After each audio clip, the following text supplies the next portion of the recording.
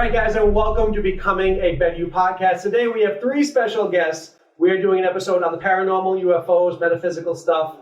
So as we go around the room, and by room I mean table, can we just say who we are and kind of what skills we have? Sure.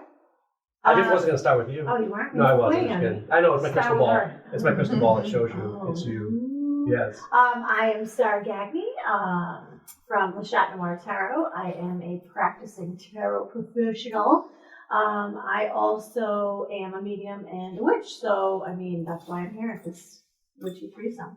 Witchy women. Yeah. Literally. That's right.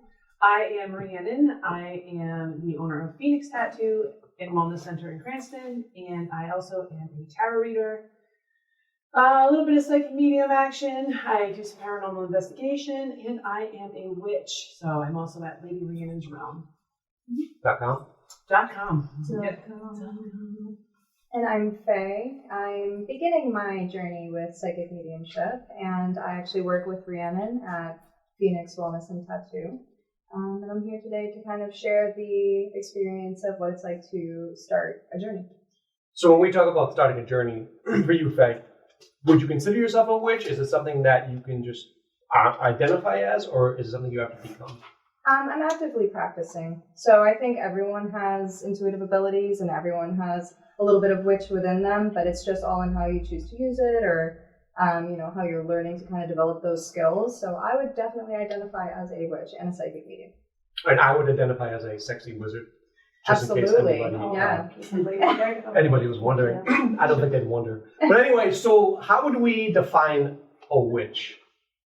So witch is more of a lifestyle. It doesn't signify religion or what you practice per se. I think especially now because it's more mainstream, it is more of a lifestyle. It's more of a choice of, it's based on how you kind of, use your energy throughout the world, how you weigh out other people's energies in your life. And I think that it's mostly based on how you feel about the things that you're doing and how you present yourself. So I feel like that's more of a witch attitude as opposed to, the practice of a religion like Wicca or paganism or any of that stuff. It's not congruent, but it is very relatable to that. So witch is more of a lifestyle, I think, at this point. So then you can be a witch, but not be a practicing Wiccan. Yes. So they can be separate. They can be. Absolutely. Okay, many people probably don't know that. Exactly. Yeah, because a lot of people, they go, because I practice witchcraft. I'm a witch. So a lot of people go, so you're a Wiccan. I'm like, no, I'm a witch. I practice witchcraft. There is a difference because there's so many facets to it. Mm-hmm. And the word witch is really fiercely being reclaimed because of the negative connotation that was, put on witches early on. As we all know about the witch trials, not only just in Europe, but also in Salem. And most of those women weren't even witches. So they were just doing their thing, So I guess my question would be, what's like the biggest misinterpretation of like just being associated into the paranormal? Got a minute? Number one, all practicing witches worship Satan. Not true. That is not a thing. That is the thing I hear most often. Oh, you're a witch. You practice witchcraft, so you must be dealing with demons and devils. That is not necessarily true for everybody. Because they associate like witchcraft with evil. Right. And there are satanic witches, right. and there's absolutely nothing wrong with it. That's where the word witch can be interchanged because there's satanic witches. There are a lot of witches who do a lot of black magic, quote unquote. But yeah, there's also I get the comments of, do you sacrifice babies? And I'm like, no, well, some days, but whatever. Yeah, I know. No, we don't do any of babies. this. Yeah, right. And they instantly think that we harm animals, and it's actually the opposite. Most of us have a hearty collection of them, For spells. Yes, that too. Yeah. So I have a question then. So like when I think of a witch, and now I'm educated, but like I think when most people think of a witch, they think evil. Right. When people think of a wizard, you think awesome and like good, right? Only if you're out of Dumbledore. I don't know. But you know what I'm saying? Like when I think of a wizard, you have to put like black wizard in front of that. Like, is maybe the connotation of a wizard for me just seems like. It's more. I think most people. Is it the crystal ball? Could be, yes. Yeah. I think most people consider it as like more fantasy, like, oh, it's like you're a wizard, Harry, blah blah blah, But a lot of men and male identify as witches. They're not wizards. They're or warlocks. Or warlocks. Right. We don't use that. So It's just- warlock means It's pretty much like a fantasy term, you know. Okay. And I mean, I don't mean to step on toes if people associate in this way, but you know. sorry if it we is- offended the warlocks. Right, That's- exactly. It's kind of a fantasy term. I think witch, as it, umbrella as it is, it's more of a lifestyle. It's more of how you feel about things. We do things in our day to day that is considered witchcraft, right? Like you blow candles out on a cake, you kiss somebody hello and goodbye, like you wish good things to happen to good people, like have a great day, that kind of thing. That's all considered part of what we do. It's just on a grander scale. Wouldn't you agree? Yeah. Okay, and so where did this concept of witches, or is witchery a word? We just made it. Like, where did that originate? Well, it's historic. On a historical aspect, I mean, it's not really so much, I guess you could say, witch. It's just ancient peoples were polytheistic. So they worshiped many deities instead of being monotheistic, instead of just one. So, like the term pagan, from what I understand, it technically means country dweller. So basically, it's people just, going with the seasons, and, they have their fields, and they are, it's ancient man doing, ancient things, like with the sun and the moon and how everything kind of all coincides. Like we're all one with it. So the term witch, I think nowadays it's more mainstream only because it did have such a negative connotation. Maybe that's why, right? Exactly, and I think that a lot of people are embracing different things about themselves and about others that were really buried before or thought of to be not in the best light. Do you know what I'm saying? But yeah, go Do ahead. you think that witches are more in tune with themselves than, say, the average day person? Right? Because I would say a lot of people nowadays, they just go through life. They don't set goals. They're not setting intentions. Autopilot. They're on autopilot, Yeah. right? And where, like, it seems like being a witch would allow you to be more internal, to process things, to Yeah. think about things in a different perspective. We hope to. I think it depends on the individual, just like everything else. There's a lot of people who identify as a witch but don't practice, or it's so open-ended. Like there's really no handbook. I mean, you have books, but there's no handbook on how to be a witch. So, like Sarah said, hopefully that's what.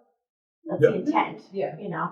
So what led you to becoming a witch? Like, Oh, what boy. you want to start? Because this is a new journey for you, Here we go. right?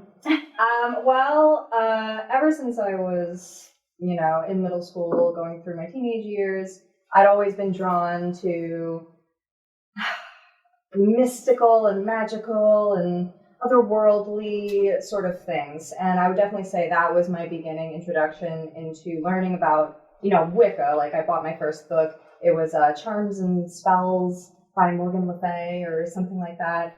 And it had all these rituals in it that I didn't understand, and I didn't understand what the little pieces were and why I needed almonds for this and water for that. And What did you need those for? Almond milk. Almond milk. I got you. And it just kind of started from there. But really, I would say when I turned 30, that's when I was whacked over the head. And it was just like, hey, guess what? You're having an awakening, and you're going to think you're going crazy, and things are going to happen, and you're not going to fully understand them. And we're going to force you to delve deeper into learning about yourself and becoming aware of your surroundings, what you hear, what you see, what you feel. It was just kind of this whole internal process that I was going through, and it really opened up a lot of doors for me. So since this is new in your experience, how has that impacted your life in a better way?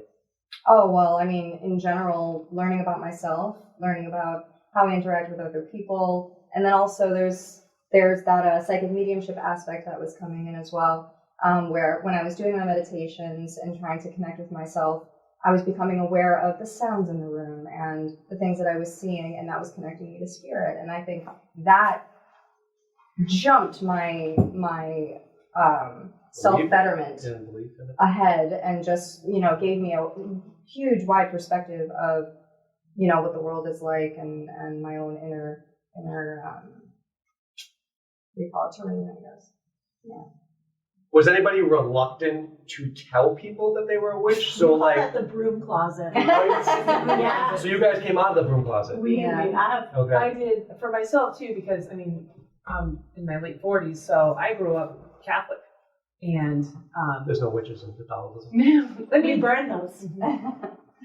true, only on Sundays. Yeah. But I grew up questioning a lot of stuff.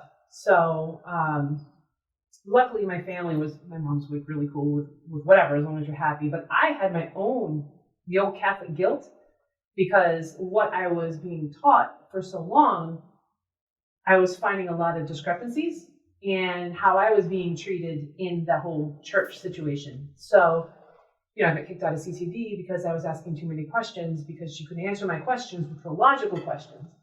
So I was about 13 when I bought my first book, and it was at Pyramid Books on Thayer Street. Now, did you need milk and almonds? No, this was actually a book called Cinnamon.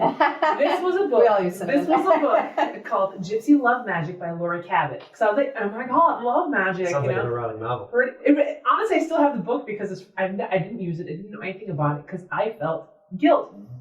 But once that was my dog. Yeah, you also felt guilt. He also feels guilt. That was my dog. But yeah, that's about when I started. But yeah, I came out of the broom closet not long after that. No, yeah, early. And it's really funny because do you still have the book that you? I do. I have mine too. And I was 13 when I got mine. Yeah, wow. So, but I think it's very, it correlates because as you're growing as a child, you're in this is what we're supposed to do and this is where we are and, okay, going with the flow. And then when you start to hit a certain age, especially as women, and you go through some changes, you start to question what's happening and you start to question, well, wait a minute, we've been going in this path for a long time. Can you unpack that more for me? So, Yeah. What do you mean? Like, as a woman, you go As a woman, so, 13, 14 years old, you're going through some hormonal changes within your life. That is where we are on that next plateau. Also, in our world, everything changes. Obviously, we know this being that we're adults now, right? Everything changes every 7 to 13 years. So hitting that 13-year mark, you get into what's up here? And then you get to enjoying books and thinking about things. I remember Barnes & Noble had first opened up when I was about that age, the one on Route 2 in Warwick. And I spent hours in that, psychic section or whatever it was. New Age, right? New Age, right? And so I spent hours in there because I was trying to find a book that really called to me in a certain way. But I was born this way. And it runs in my family, but nobody spoke about it. Right. Because we're going to talk about yeah. the mediumship Yes. and being able to see Yes. in other Yep. dimensions. So when we talk about the paranormal and stuff like that, so you're a business owner. Mhm. And we know as business owners, we can't always say what we truly believe. Oh, I can. Oh, yeah. Well, I don't know well, her business. That's probably not a very good litmus test, to be honest. And I guess it would it would tend to that, right? But do you ever have to tone down what you believe, or you choose hey, I'm not going to say this to Faye because Faye's not going to take it the right way? No. You just kind of because the business that I have, I wanted something that embodies everything that's about me, which is tattoos. And you were smart to put it in the name, right? Tattoos, the metaphysical, and witchcraft. So if anybody comes into the shop, literally it is a representation of who I am, and that brings the people who work in my shop. We're all that representation. That's who we are. So I have no problem with telling people straight up, I'm a witch and I practice witchcraft because I am proud of saying that. Because for so long, it was that negative connotation that people you can't say that. I've had people actually say, how can you call yourself that? I go, it's because that's what I am. It's who I am. Do you believe one of the reasons why people like you so much is you're genuine to who you are? Absolutely. Right? They either 100%. really like me or they really don't. So, and that's fine either way, But I believe in life that you should allow people to do whatever they want, be ever who they want to be, as long as they don't hurt anybody else. Well, yeah. I don't care what Faye does. I love her hat. You know what I'm saying? But I'm sure if she was in TJ Maxx, people would be like, it's not Halloween. You know what I'm saying? And they would look at her, or maybe whatever. So I feel when you are genuine to what you are and who you are, you just unlock this level of trust, and you unlock this level of being true to yourself, and your inner being comes out, where people who are on your level respect that. Right? How do you feel about that? It's a little bit about confidence too. Once you've discovered and really grasped who you are underneath all of this, and say, you know what, I am a witch, I am a woman, I am a this, I am a that, right? then you have a level of self-confidence that nobody can really break.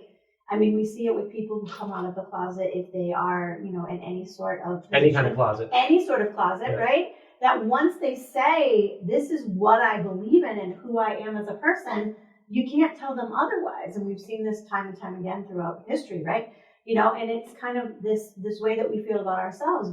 We can unabashedly say this. And that little old lady who's, picking up her curtains over in TJ Maxx looks at us and says, well, that doesn't look right. But that's okay, because you know what? That's okay, lady. It's all right. And we're not in a time frame in history anymore where, at least in our part of the world, you'd have to hide the fact that you're a witch. Many moons ago, even somebody calling you a witch was a death sentence, and people would hide their practices and make them very undetectable in everyday life. So, that's not a fear for us necessarily, at this time in history. So having confidence to be able to own that and be like, I am a proud manifesting wizard, if you will. That's me. Yeah, absolutely. It's true, though. It's something wonderful to talk about. And so my belief is that we are all spiritual beings having a human existence. Yep. Right? Absolutely. We get to come down, we get to play with other people, we get to interact with other people. I also believe that a lot of the people you interact with on like a daily basis, this isn't the first time you've actually been in physical form with them. You're Right. a witch, You're a by the witch. way. Well, I can't be a witch because I have this. Listen, a witch can have balls. It's fine.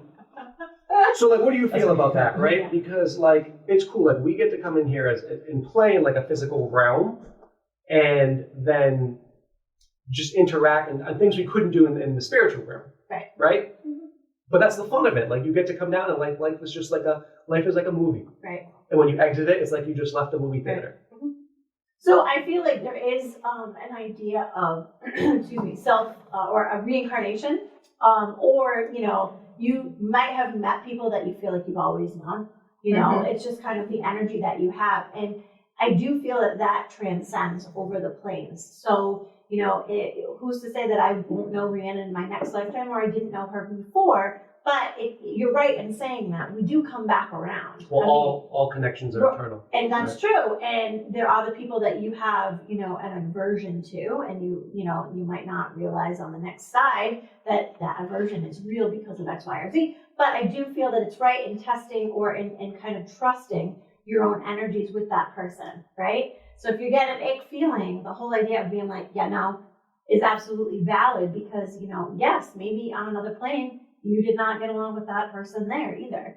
So, Do you believe that if we talk about like reincarnation, other lives? So my personal belief is that everything in history happens at one time. So like there's really no past, right? Because like even if it was like medieval times, like that's happening right now in another version of Earth, right? So it's all simultaneously. But do you believe that you can have something in your past life that now affects you in this life? 100%. Oh, yeah. I guess that was 100%. Yes, absolutely. Okay, tell me why. Well, it's, when you're going through, like, say you're going through a bunch of, I guess, trauma or whatever, you're like, why does this keep happening to me? How come this keeps happening to me? I don't know why. The people say, I must have been a bad person in a past life. That could be true. But, my train of thought just got derailed. That could be true. You could be a bad person. Right. And then on this life, you're just learning how to rectify that. Even though we don't have a handbook, I firmly believe that in order for us to get to the next life, after we leave this plane to get to the next life, we have to do all the work that we couldn't do or finish in the past life. If that makes any sense at all. It's like we keep learning the lesson, and once you really get the lesson, then it's time for the next adventure. Let's say that. Do you have any phobias that maybe don't logically make sense to have? Like drowning. Falling. No, losing but I your teeth? really don't like centipedes or millipedes. Okay, Like, they well, just then have too many perhaps- legs. They have too many legs. Too many legs. I'm with you on that one. If you got 4 legs or less, we're good. Listen, I'm Like, done. The red ones? Yeah. Too many legs. No, I don't. And I'm glad you asked that question, because I believe this. Yeah. I believe that if you believe that you were bad in another life and you're paying for it in this life, then that's a theme that's going to play out. Absolutely. I believe that when you are in spirit form, there are different themes that you can choose to experience while in spirit form before you come into physical form. However, at any point you can choose different themes while in physical form. So like if one of the themes I wanted to bring up to me is like, I want to experience this happening to me. Well, this happens to me, but it keeps happening, right? But I can be like, wait a minute, this is no longer the theme that I want to vibe with. Yeah. I've experienced that. I want to change that theme during my physical life. I can do that and set on another path. I also believe that you choose your parents. Yes. Oh I yeah, do before too. you come down. Yeah. Absolutely. Yes. And I can understand for me why I did what I did. Thoughts on that? Well, I mean, it's right in saying that, you know, you break that pattern, right? That's what we all crave to do, is that we all really want to break that cycle that we're through, right? So if you haven't learned it in this lifetime, again, it's the lesson of learning it now. So, you know, we talk about that breaking the pattern or stopping the cycle or what have you, right? So it does make sense that you say that, because that is inherently true. And that's what paves the way for the next portion of your life, right? So if you choose, you know what? You know, you're in fitness and you've done all these wonderful things. Very fit wizard. You're fit.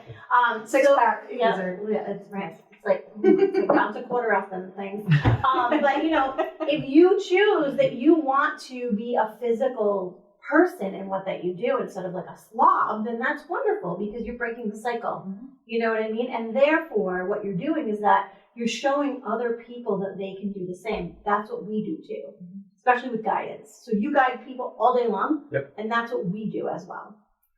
And to the point of choosing your parents before you come down, I actually had someone who was like a mentor to me. His name's Bob Nemeth, and he's a shaman, and he does craniosacral, all kinds of wonderful stuff. I'm not sure if he's still working out of the same integrative bodywork clinic, but he has actual memories of picking his parents and choosing based off of energetic vibrations and what he needed to work on in his lifetime that he was coming into.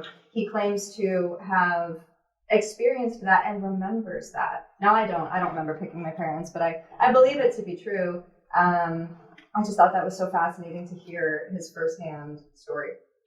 Yeah, because I think that when your parents are who keep you safe and you learn from them, right? Because you know nothing else. You have to see the qualities of them and also the contrast that they bring to your life, so you can learn not to be like that. Correct. So for instance, in my life, my mom was sick, like she was disabled. She wasn't supposed to have me. She was supposed to have an abortion, which is good that she didn't, because you guys wouldn't have a podcast to be on right now. That's true. Or a wizard to look at. Or a wizard to look at, yes. The fittest wizard of the realm. However, because of that, like, it put me in the path of like, I genuinely want to make sure everyone's happy, right? I want to make sure everyone is having a good time. I also went to the medical field to become a wizard physical therapist, because people, children of parents who are sick, tend to go into that field.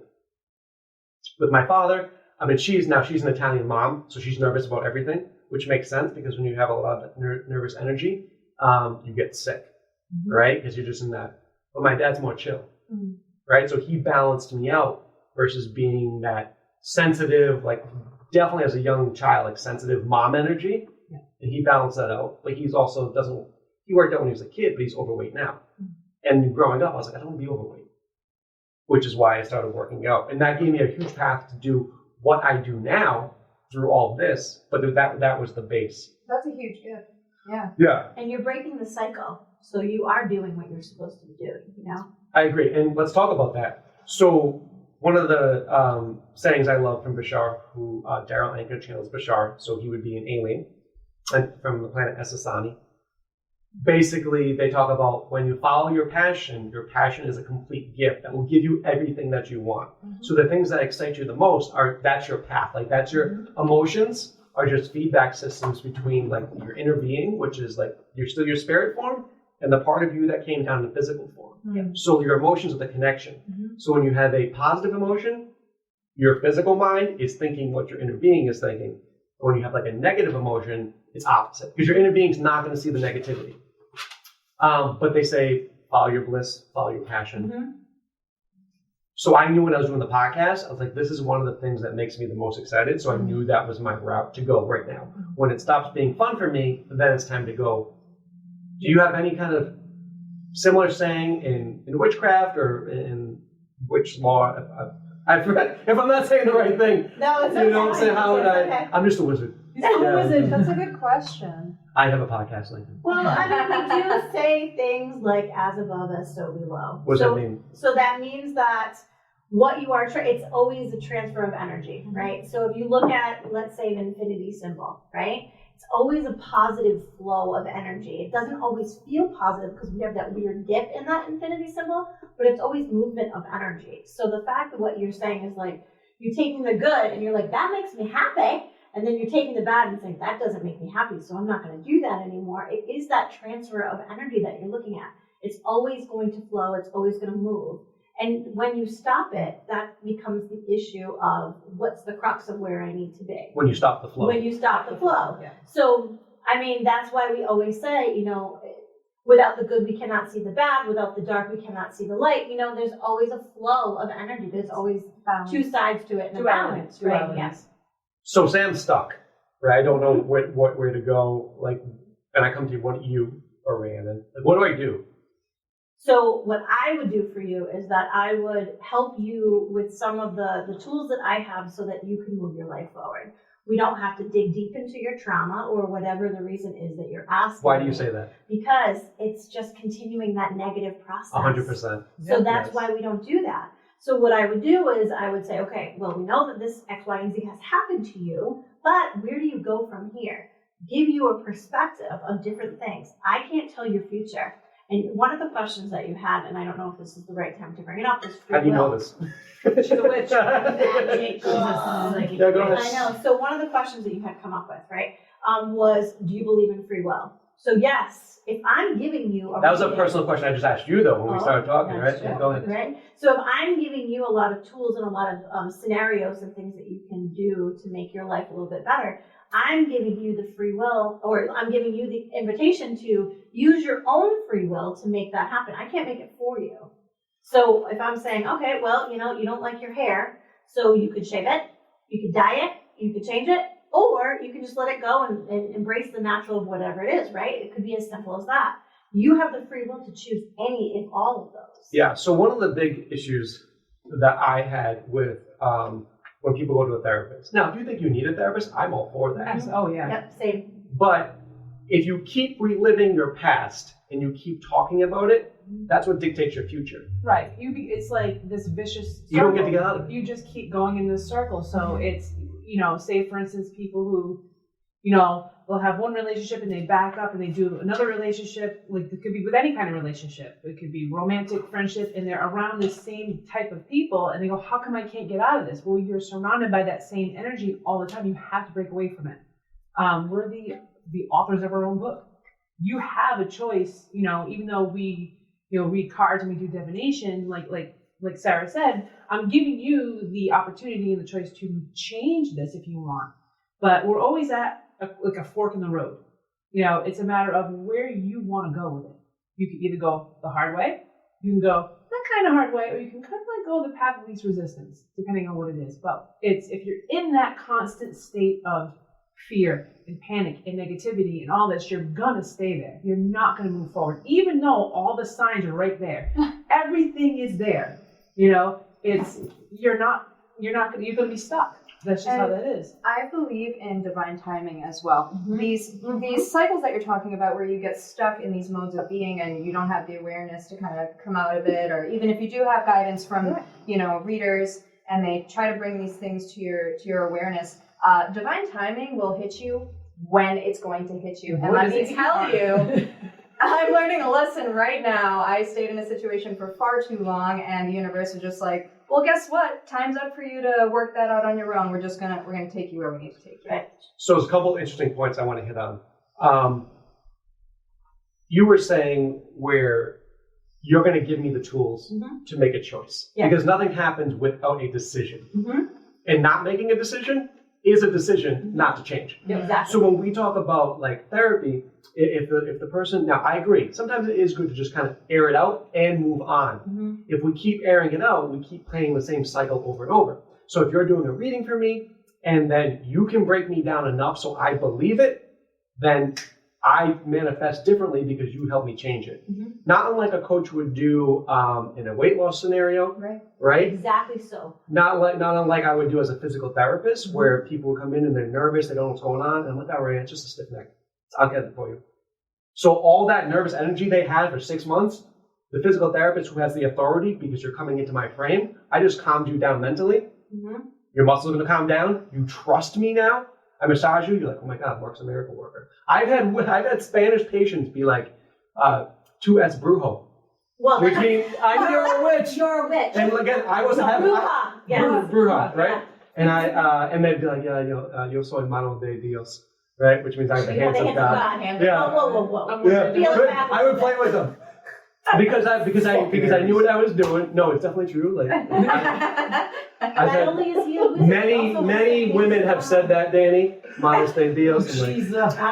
Yeah. So, but that's the thing, because I can break their beliefs down. They can trust me. They're in my frame. We're healed, right? And that's kind of what you're doing as a witch coach. Witch coach. I like that. We should have. Witch coach. But yes. Well, it's funny because some of my clients do call me the witch doctor. You know what I mean? Because that's exactly what you do. You calm them down. Call me a creep. Yeah, exactly. Creep. I'm like, all right, cool. It's not a bad thing. I feel very that's nice exactly what happens, though. That you'll have somebody come to you, even if you're just starting the journey. You are helping people, whether you believe it to be like part of your thing. You're doing it anyway, right? So the thing is that you're helping people figure out what's up with them. You're not telling them what they need to do. You're just giving them some choices. Do you think the problem in society today is people are not accountable for themselves enough?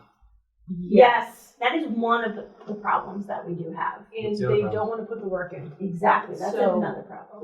When it was, I know for me, like there's been a few times I've had to actually fire clients as a reader because they're coming like every other day, and it's like, yeah, they're paying me for a service, but I have ethics, my own ethics in general that I have to adhere by, and that is, I'm not going to take advantage of you. I'm going to tell you what you need to know. I can't tell you what this guy who you have a crush on or this girl you have a crush on is thinking about. That's not within my realm of capabilities, and that is putting, will on somebody that they're not consenting to that. Oh, sorry, you're not a 1-800-CLEO? No, I didn't know. Call it now. No, but it's really, there are people who want us to answer everything for them, and they will think, hey, that's going to work. It doesn't work that way.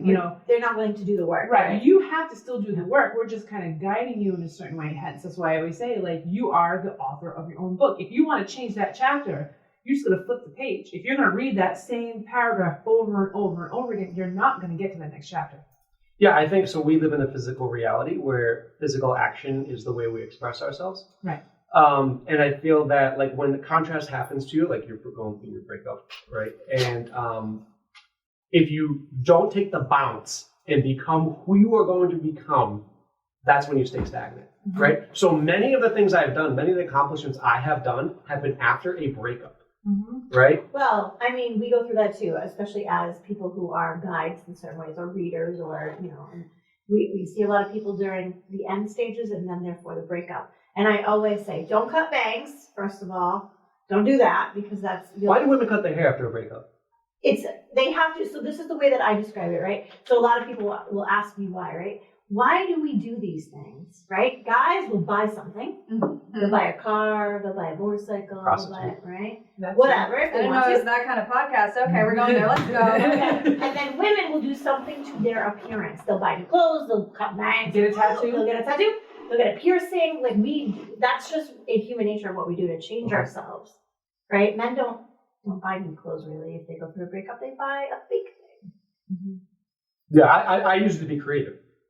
Right? So, because usually at that point I have more time on my hands, so I got to do something. And into being more creative, you probably buy more shit. Well, costumes. I mean, yes. If I'm remembering correctly, one of the practices that I've become aware of, I believe it's in Native American history, when there's a major loss, or please don't quote me, don't come for me, I'm, paraphrasing here. When there's a major loss within a tribe or, something devastating that happens, you will see Native Americans cut their hair. and do like, ceremonies, with them as a way of shedding that energy and moving that on. Again, please, I'm paraphrasing here. Don't come for me. Hair is known to hold energy. It is known to hold energy. So if you see somebody who went through like a big change of sorts or a big loss or whatever it is, they will, especially like for instance myself, I had hair down to my butt. My hair was when we met, long, right? Right. And then I had this big massive change. I lost a lot of weight. I really started getting into my health and stuff. So I cut off like this much hair, like a ton of hair, because it literally felt like weight. It was like holding on to the old. So symbolic. Right. It's symbolic. Yeah, I don't know if guys really think like that. No, they don't. No. But the other thing is that also when you go through a big change, physically traumatic experience, i.e. like childbirth or chemotherapy or even weight loss too, dramatic you weight loss. can lose your You do hair. lose your hair. And you lose, And then it grows back. it does. So in the 80s, then people held a lot of energy in their hair. Oh yeah, That was higher when Higher. Yeah. So then one of the things I believe is that, like, well, let me ask you this. Do we believe there's a devil? No. I think that there is negative entities. Yes. Yes. There's definitely fallen angels, if you believe in that. But to have, an actual connotation of one particular person or one particular entity to be the devil, no. Nope. Thoughts? Yeah, I'm sort of the same mindset. I believe that there are negative energies, entities, and that can influence our dimension and our reality if we allow them to. Do you think that these negative entities can affect us if we don't allow them to? I think that a lot of what we have seen is that people kind of gravitate towards that negative energy because it seems so safe, and it isn't. What do you mean safe? So it's easy. You know what I mean? It's easy to be gluttonous and to be angry and to be, jealous and to do all of those things. And those are, as we know them to be awful things, or the 7 deadly sins, or whatever it is, you know what I mean? They're automatically negative in connotation. It's easy not to go to the gym, right? It's easy not to pay attention to your weight loss. Right. It's easy to be a slob. It's easy to be angry at people and not to spread kindness and joy. So it's easy to do these things. So that's why I'm saying it seems safe to be involved with some of this negative or adverse. You mean because you're closer to it? Right, I guess so. Vibrationally? Yeah, vibrationally. If you're in a bad place, right, and you're like, well, I'm never getting off this couch, right? And, the next thing you know, you're possessed. You know what I mean? I'm the couch monster. I'm going to call the witch coach. So let me ask you this then. Why do you think that's an easier vibration for somebody to choose? Because I would say that's just based on their belief system. No, it's not. And so there's a thing called ascension, right? So as you ascend, it gets harder to connect with humankind. Yes. Because humankind is all this kind of same vibration. And I'm paraphrasing as well. Don't come for me. But Native Americans are coming for us, witches, warlocks. It's just people. So, the general population kind of vibes at the same level, right? As you ascend, and some people would look at that and say, oh, she's, comeuppance, like she's getting hoity-toity, right? Because I'm feeling a certain way. Like it's not that I'm better than you, or not that I look at myself differently. It's that I'm just not vibing on that same level. Like, I don't want to be angry. I don't want to be mean. I don't want to be jealous. I don't want to be spiteful. I want to look at things and be like, that person's on a journey. I'm going to let them do what they got to do. Why do you think when they get there, they stay? I think I know why. Why do I think that they get there? Again, because it's comfortable. It's easy. And this goes back to, like we were talking about earlier, about like change. A lot of people, if they're on that ascension, they'll be like, well, I don't know if I want to do this. And they kind of get stuck, because they'll turn and they'll have that comfort of what was. So it is, like you said, they get comfortable in that. It's again, trying to get off the couch, or, you're speaking negatively about a situation, you're speaking negatively about yourself, you're going to believe it. You're going to feel that. So therefore, that's your normal. That's how that is. That's your normal. And I think what happens is then you start developing beliefs about what is normal for you. And change, let's face it, it's challenging because it requires you to become somebody else. Yeah. And that means sometimes that the people around you will fall apart. Yes. right? The relationships, rather. They don't just disintegrate unless you like put a wizard spell on them. But that allows, like, it's to be somebody who you want to become, right? So here's the thing.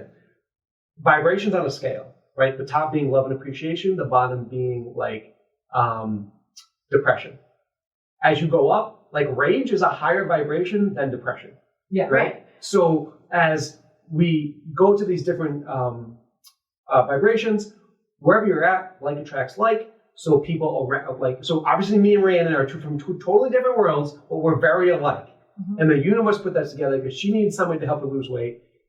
I needed someone to pay me to help them lose weight. It's true. And then we became friends, and now she's a coach, and now this is how I was like, Rhiannon, so like attracts like. Right. Yeah. Divine intervention, it happened at a time when we were ready to meet each other. Right. Had we met each other when I was 10 years younger, probably wouldn't have worked. Well, we made that appointment in past life. We could have done that, right? But what happens is when we're in these, we want to change, we have to change our vibration. And the people who are not on their vibration will fall away, right? Which you're That's the experiencing now. That's the point.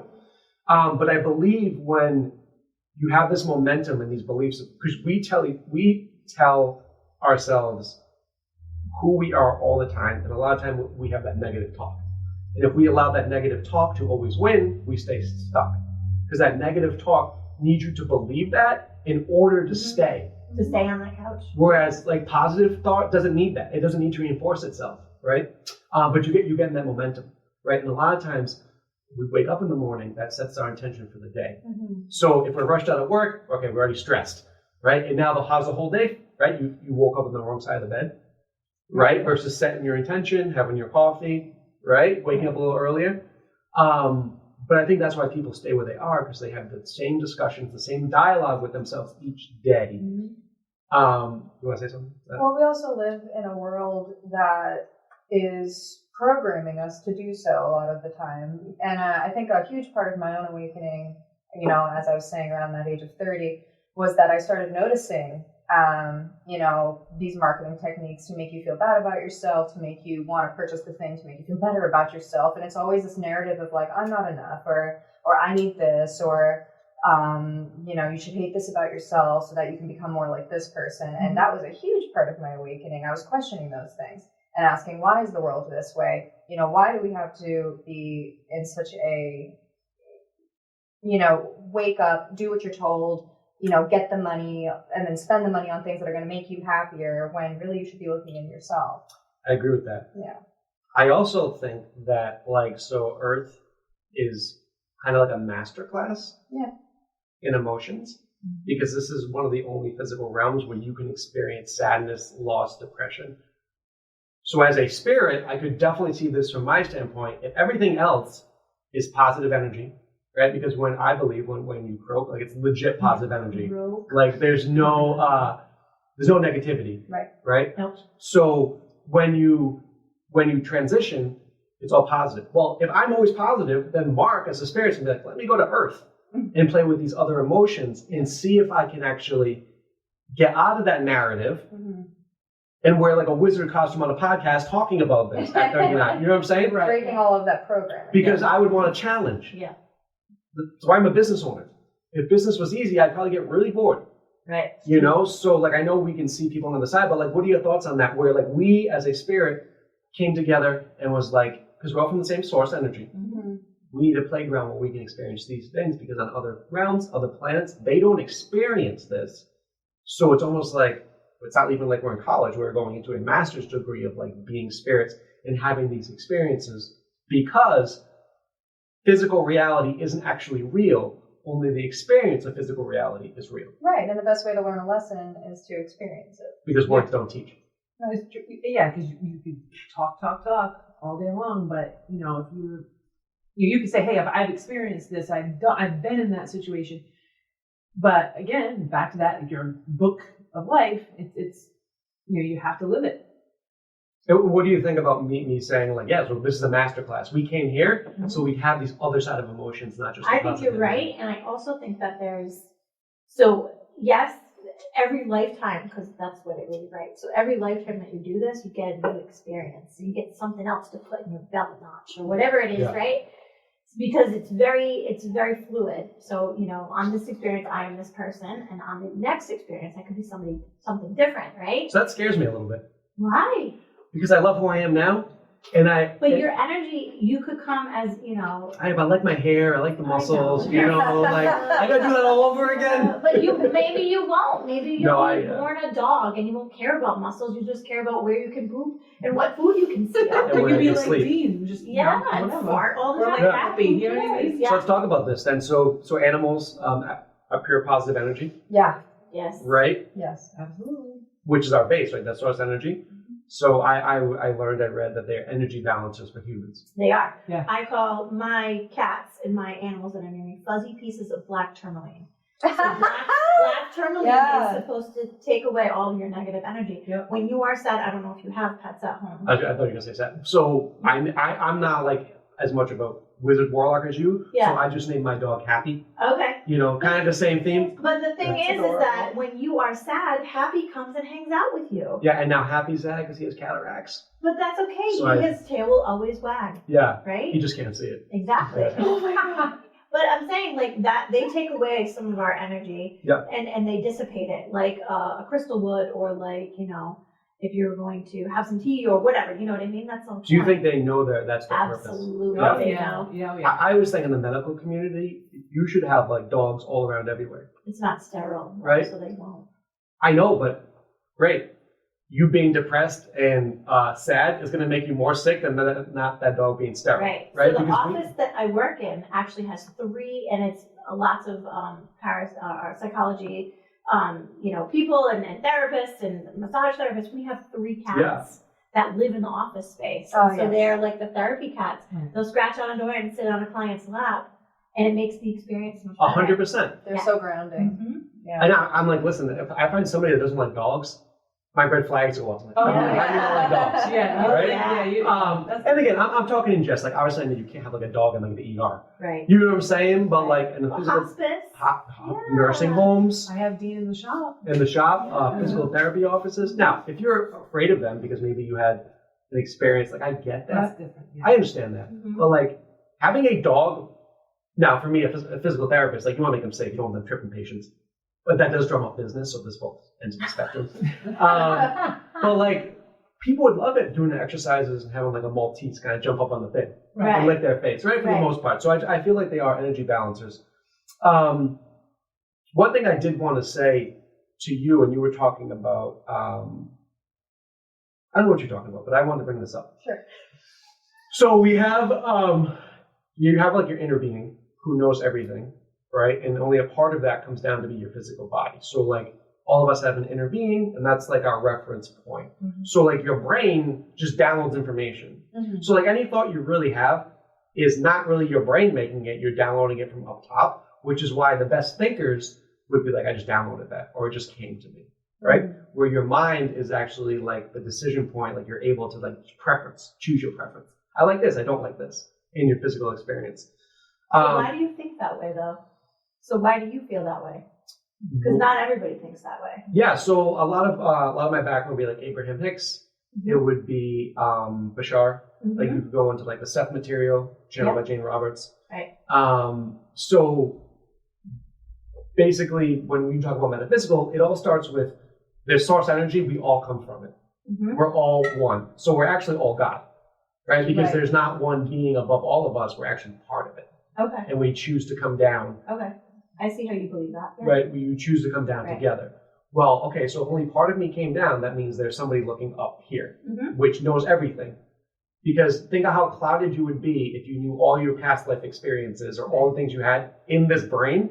You wouldn't be able to make a decision because there's so much information. Your higher self. Your higher self. Yep. So you have your higher self, you come down. Mhm. And then, so when you are in the correct vibration, you download the information. Mhm. This is why when people are depressed and they're sad and they're angry, you don't make the best decisions. I just met with a client who Thus, thanks. what's that? Thus, thanks. Yeah. Thanks. Thanks. And I just met with a client who she just lost her job. She's 29. She's overweight, not a lot. And I'm like, okay, cool. So like these are the plans. You come in. Mhm. And she's like, well, I just lost my job. And I'm like, no, I totally get it. So let's talk about this. So right now you're probably depressed. right? You're not working out. We know that exercise gives you dopamine and serotonin. Mm-hmm. So the only decision you have to make right now, is it worth being depressed and having that money in your bank account? Or is it to work out, get happy, feel better, go on more job interviews because you have more energy, and become where you are? Because your health is not like a college degree where once you get it, you get to keep it. It's something you have to do. Mm-hmm. And we both know that like not working out and staying home and looking at your bank account dwindle is not going to make you happy. Mm-hmm. That's a decision you have to make. But when you're in that depression mode, you don't see clearly. Right. So we need to raise that vibration first. How? In this case, working out, or it could be going to you. And then, so anyway, when you're at that level, then you can connect, right? Because we Right. talk, right? And that's how we're going to talk about how you do with things. Right. Well, if you're a mismatch, you can't get it's broke, right? So that's what I believe. How we interact, and like Einstein just gave it to me, right? Or if we're talking about channeling, you could be channeling source energy, you could be channeling another entity, where you have to link up. Right. You have to be on the same vibration. And because Earth vibration is not as ascended as other beings, Mm-hmm. that's when the disconnect happens. So you have to meditate Right. or sleep on it, where you can recharge yourself to get the ideas, and get the ideas in the morning. I was going to say, those are wonderful tools, working out, speaking to a reader, but really it's all within you. Correct. It is something that you can literally, sit there and connect with those parts of your being. And then, if we're talking about a physical standpoint where we need to connect that physicality of it, getting dopamine up and the serotonin up, like you're saying, those are all excellent tools to help yourself get in line, with whatever vibration that is to help you connect and make those good decisions. And with that being said, how has being in, which is called the paranormal as like a blanket statement, made you a better person? I think because I am able to help people. That's probably number one. I don't need to connect to my own people to know that they're there, right? So that's at the lowest level. What I'm doing is I'm bringing people some sort of joy, right? Being able to connect with their loved ones. And when we're talking about people who have transitioned. People who have transitioned. Okay, we'll talk about that. Yeah. Yes. So why do I do what I do, and why does it make me feel like I am ascending or that I'm in a better position than most? Is because I get to give somebody some peace of mind. And I mean, honestly, that's really it. I don't want to solve world hunger. I don't want, to spread kindness to It makes you happy. Yeah, Yeah. it makes me feel that I'm doing something for the greater good, which is really important. And how about for you? Well, it brought me more confidence in myself and my abilities. Because when I first really started doing readings in divination and working with psychic energy, I was afraid. I was like, oh, okay, I don't know if I'm going to be good at this. I don't know if I need a book. And then I had to have this book with me. And, Danny, my best friend, he took the book and threw it across the room. And he's like, you don't need the book. Trial by fire. So sometimes you have to have other people believe in you first. It does help. The support system does help, because our ego, our brain really makes us stop to be like, okay, because the first thing you got to do is second guess yourself. But I do love helping people. I always say when I make somebody cry, it's a successful reading. I agree. If I make you cry, because it's not I'm hurting your feelings or I'm making you sad, it's cleansing. It's helping people with grief. Grief is such a heavy, heavy thing, and a lot of times it's hard to navigate that. So connecting with somebody's spirit guides, or giving them a little, some light at the end of that tunnel, and watching their whole body just kind of relax and get that weight off their shoulders, that is worth more than anything to me, because you're helping heal somebody. And tears release resistance. Right. Right. So when we talk about resistance, those are the things that we can't break through, Mm-hmm. and we can use different things to break through that. Right. And very good. So we're new on the journey. Yeah. But how has it made you? How long has it been? In terms of what exactly? Adhering to the witch culture. Oh, I feel like I've been manifesting for way longer than maybe I was even aware of, but many, many years there. No, I would say, are you asking in terms of how it has bettered? Because were you dressing like this 10 years ago? I've been dressing like this since I was like 11 years old. And actually, there's truth to that because you've been dressing the way that you have for a long time. Oh yeah. For a long time. And I've been dressing the way of. I was called a witch when I was a little kid. Yeah. Like it is very. Do most witches have blonde hair though? They most have like black hair, right? No, they'll have blonde hair and black hair. They They have both? whatever color hair they want. Okay. All just different Natural hair. hair. Yeah. No hair. No hair. I'm saying when you go gray though, it'd be cool if you just let it gray. I think that'd be legit. I did have silver lipstick on when I was in elementary school. Okay. Yeah, I mean, but I was just saying there is a correlation to the way that you kind of project yourself, even at a young age too. That now a lot of people who are like, I've been dressing in black forever. I didn't know what that meant. Right. You know, You just or- feel it? Yeah. Well, so do you, you guys were talking about being of service and helping others and that being very important to you and in your journeys. Do you remember I was telling you about Jay Shetty? I mentioned him. He has a podcast. Yes. He's a monk and, he talks about wisdom. He talks about being of service. That is one of his number one, ways of connecting with people and sort of living his life is making sure that he is always of service. And that's a huge part of this for me, getting to connect with people, seeing the bigger picture, seeing things from their perspectives, somebody letting me into their energy so that I can do a reading is a huge blessing in and of itself. But really, I also have to highlight just being of service. That's such a huge motivator for me. And it really gets me out of my own... It raises your vibration. It raises my vibration, but it also gets me out of my own sort of egoic state. Being able to help other people and just feeling connected in that spiritual way is such a way of sort of like shedding that self-identity, I guess. Yeah, I think that makes sense because I've always had a martial arts school, right? And now fitness, and I was a physical therapist. So like literally everything I do helps other people, right? Yeah. So it allows me to recharge. Service, right? And that's something from my mother, right? Because that's the whole thing. So like I'm addicted to energy, right? So me and Danny were talking off camera, and like for me, it's about like interacting with other people. Like the first time we met, I've only met you 3 times, right? We connected. Right. So, but just from having like this moment, like together, the 4 of us and Danny and Dean, but he's asleep, so he won't know, is the fact that like in the whole universe, like this is the one moment we will all have together that nobody else will have, right? I relate that a lot to like one-on-one interactions as well. Oh yeah. And for me, like that's the payoff because like again, you're a spiritual being in a human reality, physical reality, but it's like the human connection is what recharges you. And I think a lot of times, like in this technology-based age, Instagram, social media, people lose that. Oh yeah. Where it seems like there's almost even more of a appeal to what you guys are doing to bring it back into nature, to back into yourself. What do they call it on TikTok now? Witch talk? Witch talk. That's the new thing. Oh, Yeah. That's Supposedly. a dumpster fire. it's terrible. I don't know what this is. I'm just Yeah, it's I'm okay. just a So warlock. there's a bunch, Dumpster fire. there's a bunch of little people who are giving witch tips, and Okay. some of them are like, What would be a witch tip? Well, okay, so we talked about earlier, right?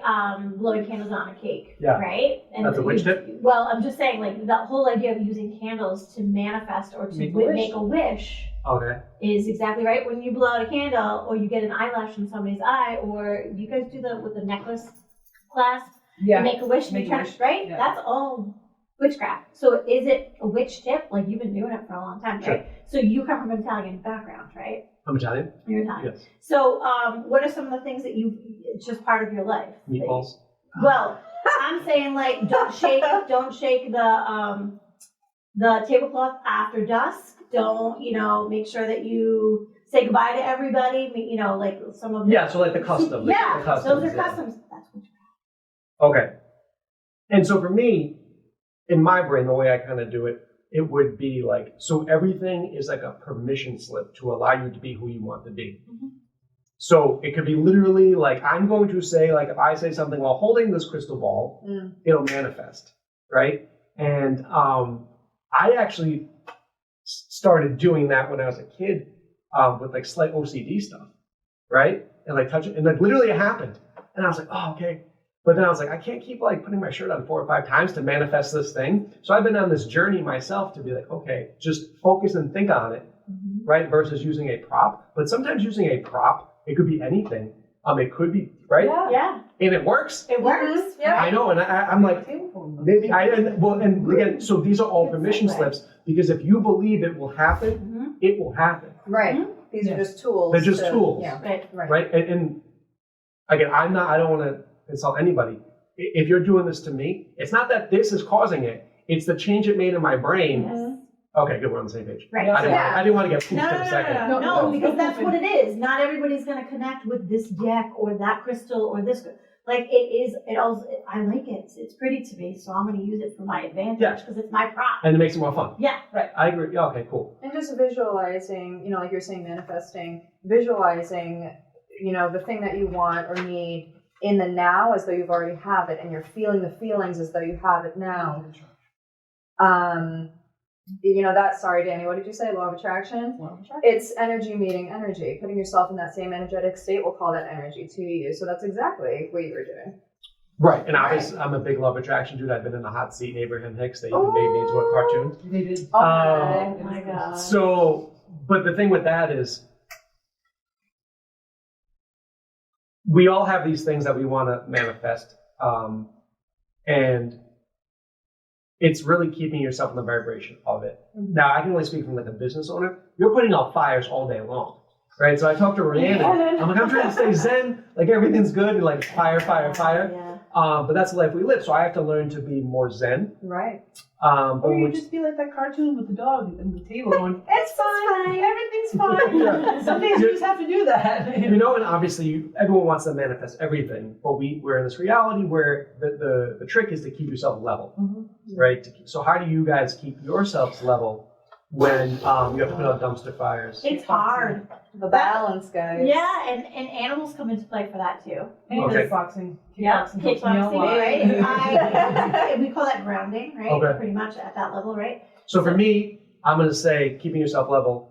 You're saying grounding. Right, it's Right. the same process. Like Yes. you have dumped all this stuff on me, and now I have to learn how to get rid of it because it's not my burden to carry. So that's what we would call grounding. We have to ground ourselves. I have to center myself. I have to get myself ready for the next. Sure. It's like kind of like, you know, when people go, when you take a shower at the end of the day, you're getting rid of all that junk, For me, it's a bath. right? Or, you know, after I do a reading or when I do Reiki or anything like that, I literally shake off the energy because not that it's, because you're literally entering into somebody's energetic field. Sure. And you're reading literally that energy, and it can kind of attach to you. So do you work in healthcare? I don't. Oh, I thought you said you work in an office. I do. I have my own office. Oh, your own office. Okay. Yes. So I can only relate this to physical therapy. So I worked with like chronic pain patients. So these are patients who I'm like the 8th physical therapist they've seen. They've had surgery, right? So like if I'm like, okay, cool, Rhiannon, so like do this hamstring stretch. They're gonna be like, I already done this 7 times. It didn't work with my therapist. So it put me on a journey to find other things that worked. The main thing was number 1, like myofascial release, like massage was huge. Number 2, I was already in Abraham Hicks, so I already knew that like medical practitioners don't actually heal the patient. It's the patient believing what they're saying is true, and they self-heal. Right Like now, placebo effect. yeah, but it's not even placebo because it's like it's just how it works. Right, exactly. Right, but that's why there's a placebo, Right. because it's what they believe. Yeah. So everything comes down to beliefs. But I knew as a practitioner that, say, do a caseload of 15 people and do it for 6-7 years and having a business, like at the end, I couldn't keep myself stable. And I knew Abraham Hicks, and I was like, I can't level myself off right now. So it was like, it got to the point where like, even before I was going to work, like I was crying.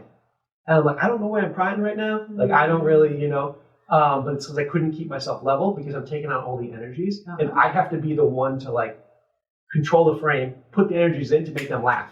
One of the biggest things I do to people is when they start, I'm a physical therapist, right? And one of the things I would do is like, when they start telling me the problems, on a subsequent visit, because I have to know what's going on, I'd redirect them. And I'd be like, hey, Rand, so like, yeah, what about the game? And they instantly, why? Because they are going to continue to talk about that everywhere they go. Right. So they come to me and they talk about, listen, again, yo soy manos de Dios, and they laugh. And so now once they're laughing, what are they doing? They're not in fight or flight anymore. Right. They're relaxed. They're changing their perspective. They're changing their perspective. Mark's healing me. And it might be the only time where they're actually getting someone to do that. Right. Right? Yeah. I have a question for you, if you don't mind. As a medical professional or practitioner, What is your stance on believing that emotions and energies getting trapped within the body can actually cause physical harm? Do you believe in that? So for me, I believe that like emotions are just a feedback system, right? Which means that I have this thought, and this is the emotion. So we can think of anything right now, right? If you think of something that you don't prefer, you are going to get a negative feeling produced by that thought, right? If you're like, I want $1 million, you get like a happy feeling. It's just by the thought that you thought, right? So it's, for me, it's not that the emotion got stuck in you. It's that you keep reliving this thought in your mind. But do you feel like it can manifest as physical ailments? Yes, because ailments are vibrational. Yeah. So wherever you keep, so if I have this thought that keeps me down, this ailment manifests because of that. So when like You Can Heal Your Life, it's by Louise Hay. She has, even on the back of the book, it's like if you're in this constant state of like whatever it is, frustration, these are the ailments that go with it, right? So we talk about when you talk about, you can see it when someone's always angry. From my perspective, when someone's always angry and they're mean, what do they usually develop? A very serious illness, right?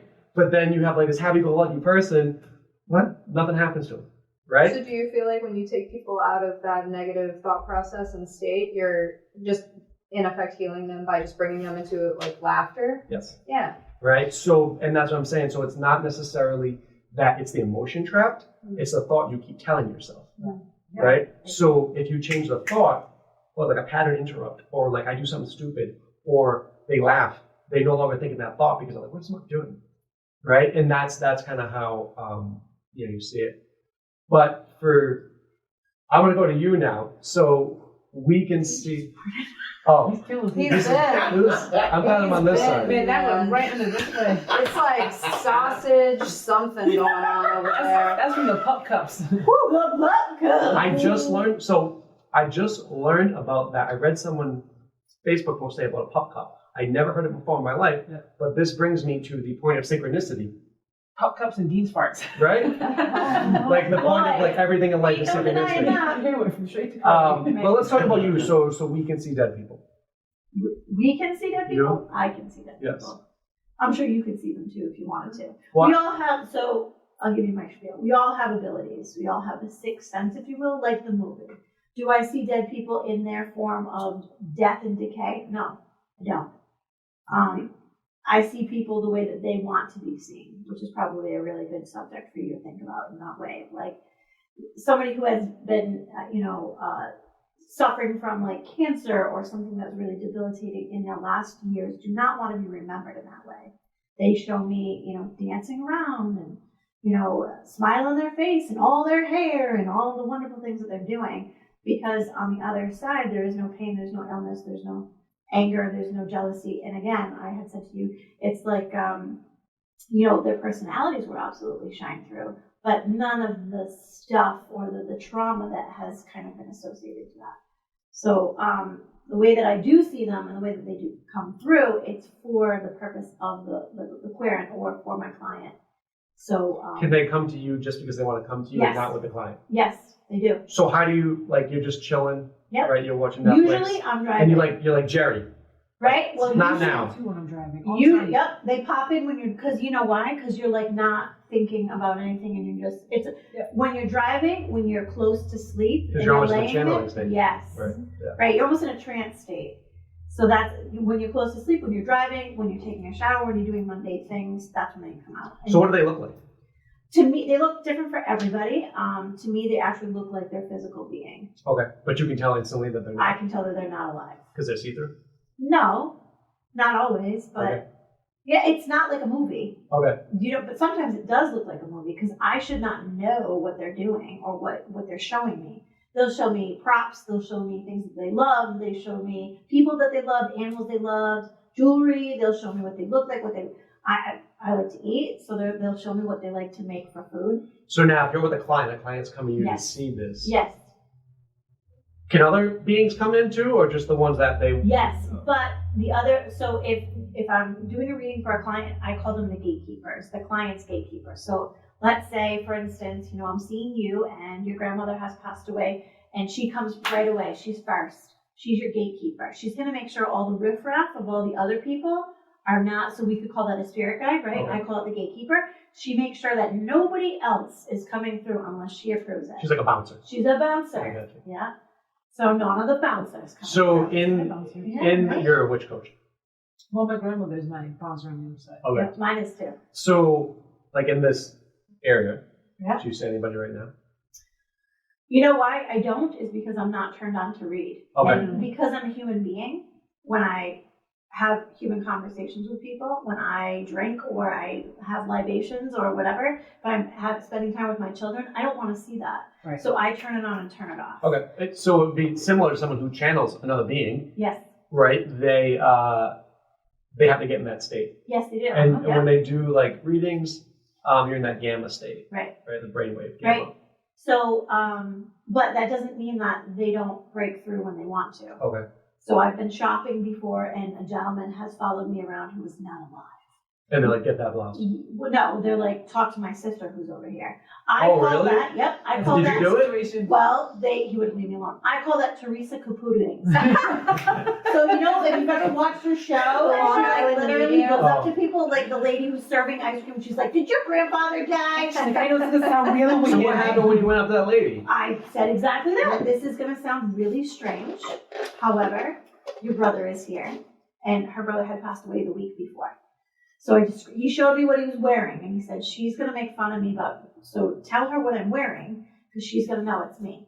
And so I did, and I said, I'm really sorry, I don't normally do this. And I was at my muggle job, so I was at my regular job where I don't talk about what I do. Mhm. So, it was very odd, but it needed to happen, and she was very grateful. They will be relentless. They won't leave you alone. But because I am a human being and I turn it on and turn it off, because I don't need to be part of their world all the time, I do kind of afford myself some time of not seeing. Sure. You Right. need off time as well. Exactly. All right. The club is closed. Yeah. So how does that help you? Is it because you can give back to people? You can Yes. give them Yes. like what they need? Yes. So, for instance, this week I met with a client whose father was transitioning from Lewy body dementia. Yep. And he has been for a long time, to the other side. So his daughter came to me and we talked about some of the things that he wanted within his last kind of, his week or so, because he was just going on hospice. And he described to me what he wanted, because although his physical body was still here on earth, because he has dementia or some sort of memory loss, sometimes it transitions, his mindset transitions to the other side.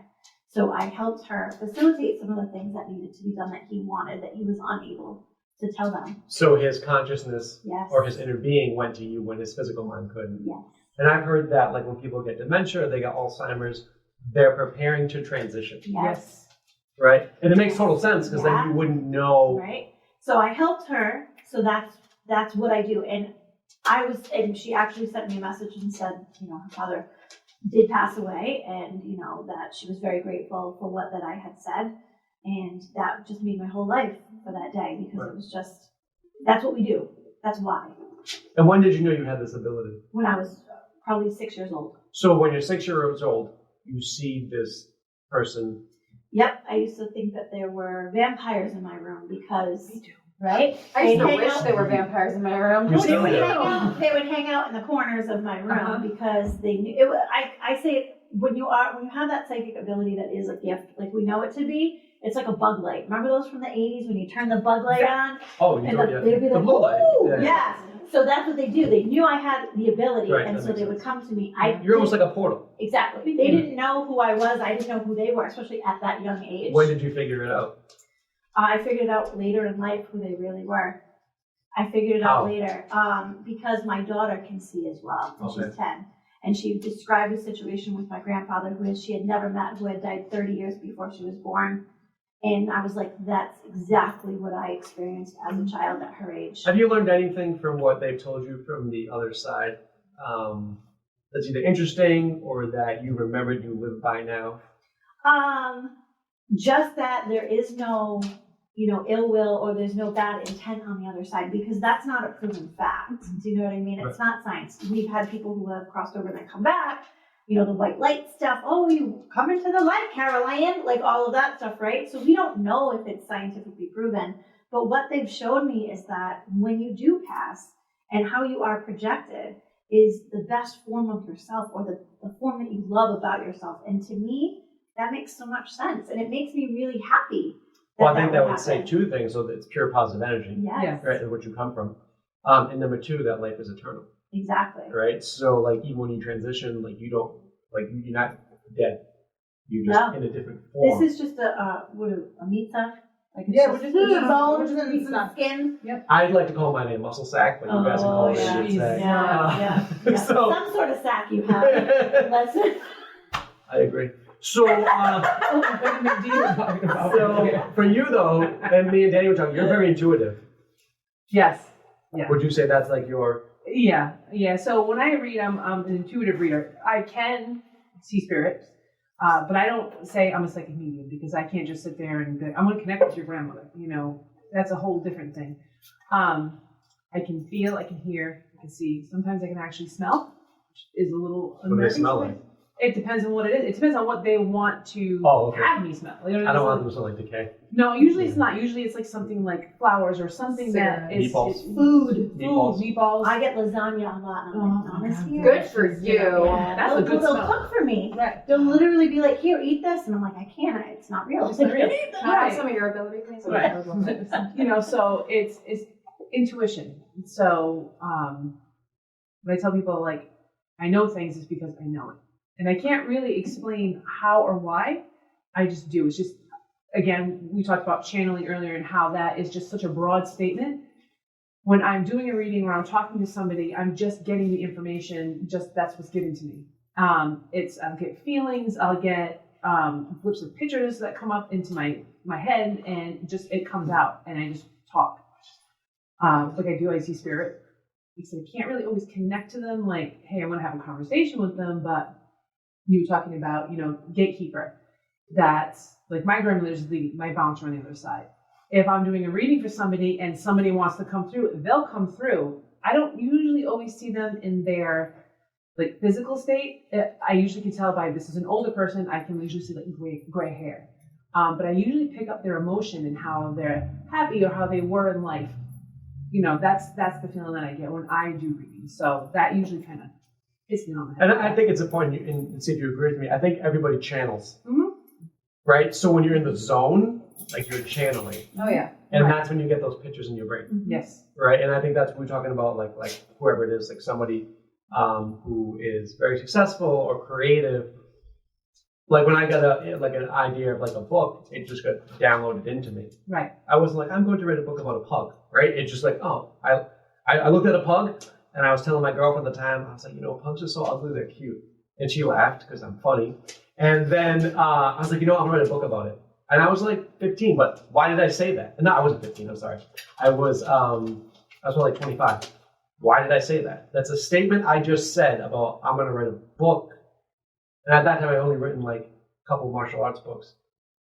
But then it stuck with me, and I started writing it, right? Because I got that internal like boom, and I stuck with that. But everyone also, besides channeling, has intuition. Right? We talk about women's intuition, but men have it too. So when we talk about like self-defense, the first thing we teach in like a self-defense seminar is trusting your intuition, listening to your intuition, trusting it, and then acting upon it. Same thing. If you guys give a reading, but you don't take any action with it, you're still stuck. Right. You're on the bottom of the infinity loop. Right. Right. It's us, you know, trusting our intuition. You know, when you do readings, you're not 100% on point 100% of the time. You're maybe what? Maybe 80 to 90? 60% You know, of the time maybe it I'm- works all the time. But it's, you know, it's us. We have to understand that we have to rely on our intuition because we're doing a reading for somebody we don't know. So it's just kind of getting the information to them that we're receiving from somebody. And, you know, I notice too, like a lot of times when I'm doing a reading, something might not connect right away. So you could be talking about like, you know, the situation that's coming up, or like, for instance, I did a reading on somebody and I'm like literally like her guy kept saying, she's going to buy a house. I was like, are you looking to buy a house? And she's like, no, not at all. well, like when I do readings, I don't remember everything unless somebody reminds me that I was like on point with something. So she actually messaged me and she was like, "You creepy bitch." She was like, I think I just bought a house. I'm like, how do you think you bought a house? Like, that's kind of a big deal. She's like, no. She's like, I was looking to rent and I bought a house. She's like, I'm like, okay, cool. I didn't remember that I told her or I mentioned or it came through in her reading that she was going to buy a house. And she was like, you said, because I have everybody record their readings because it's so information heavy, they have to go back and listen to it because something will pop up. They're like, that was in my reading. So they'll play it back and they go, oh my God. You know, so it's validation for us as readers to be like, okay, cool. That helps me as a reader and as a spiritual person to trust my intuition, to know that my intuition is not wrong. Because I still have those where I'm like, I don't know if I'm doing this right or not. Yeah, so I do paranormal skills, and I just use it as a blanket term, have to be developed. Yes and no. Right. The more that you trust yourself, the better you get. You know, it's like beans. The more you eat, the better you feel. You know, Say beans? I did. I'm going to play Brack. I like beans. I'm Italian, so if we could use meatballs as the... Sort of like cannelloni beans. I'm Italian too. Half. Do you want to Me touch my too. ball? I'm Italian. No. Not today. Maybe another day. But the more that you, and piggybacking off of what Rhiannon is saying, the more that you trust yourself, the better you're going to get at pinpointing those messages. The better you're going to feel about trusting your intuition and going with that feeling. Because as human beings, we have a lot of self-doubt. Oh, yeah. And we have, you know, the hood men on our shoulders. Remember that commercial with the hood guys? Yeah. So we have that id guy saying, you're wrong, you're terrible, what you're saying is shit, they're not going to believe you, right? And the other person's like, no, but really, you're doing a good job. What's the trick of listening to that other person versus the negative person that you're showing? Pink. Right. No, the trick is that the more that you trust in yourself, the smaller and smaller. Because we all do it, right? It's true. Yeah, even like... The smaller and smaller that little, you know, hood guy will disappear because what you're doing is you're trusting yourself, you're zoning in on what needs to be said and what needs to happen. And what tools that you're kind of giving, or what you're using for your divination as well. Do you feel that like humans, once the first thing happens, the first speed bump, they get knocked off the road and they can't get back on? 95%. I've seen that with a lot of like weight loss clients. Yes. Why does that happen? It's because you don't trust yourself. It's hard. Change is always hard, no matter how you look at it. It's always uncomfortable, no matter what stage it is. You gotta embrace the suck. You do, right? You have to like the suck. And then you have to get to the point where you're like, that doesn't suck anymore so much. Right. And now I'm ripped and I have this wizard robe on and I'm fantastic. Right? Now I'm not the one sucking. Right. And now you feel good about it. So let's talk We about... don't kink shame here. No. So let's talk about... so let's talk about ghost investigations. Right, so I know we have a clip we're going to put in to what we've seen, what we talk about. But tell me what a ghost investigation is, because like I'll be totally transparent. Ghostbusters, my favorite cartoon of all time. Right? What about the movie though? Did you like that? 1 and 2, yeah, they should have came out with a third, but then they died. Okay. So they came out with the woman one and then the granddad one, whatever. But like legit, Egon was my boy. So can you tell me like what's a ghost investigation? What should I expect? Do I need to bring an ecto trap? Don't cross the street. Don't cross the street. First, if you're going to go and do like paranormal investigation, know that it's going to be a whole bunch of nothing for a while. You got to go in there, and you also have to think that on a logical standpoint, that a lot of times there's a reason why this is happening. Like you hear a noise, that's not always like it's a the ghost. pipes. It could be the pipes or whatever it is. A lot of the few of the things that I've caught on video, I was doing urban exploration, going to places I shouldn't be going, technically, like old asylums and stuff, because I love the aesthetic of it and the feeling of it, and things will just come through. So, I've done some paranormal investigations in like people's houses and stuff, and some things have come through, but a lot of times it's a whole bunch of nothing. Like, and I hate to be that kind of person, but it's true. You will catch some things here and there, but a lot of times you might not catch it on film. You might not catch it on tape. You'll get like somebody touching your normal squares, or pushing or something like that. So if you're going to do a paranormal investigation, be prepared that it's literally when they say hunting, even though I don't really particularly like that term for it, it just depends on the day. It depends on when it is. And if they feel it coming around. What did you caught on tape? I actually was at an asylum with a few people. One is in this room. His name was over there. And we were walking back, and it was on Halloween, Samhain, which is a huge, witch Is holiday. that more when like the portal's open? Like, That's when the veil is Very thin. Very, the very veil is thin. thin. Okay. Gotcha. So Is the veil also thin, like 4 o'clock in the morning? Yes, Yeah, the witching hour.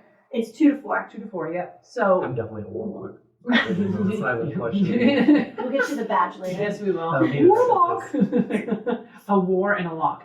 But I was just walking, and I thought it was really cool because it was this old, dilapidated asylum, which has a sordid history, like most asylums do that are all closed down.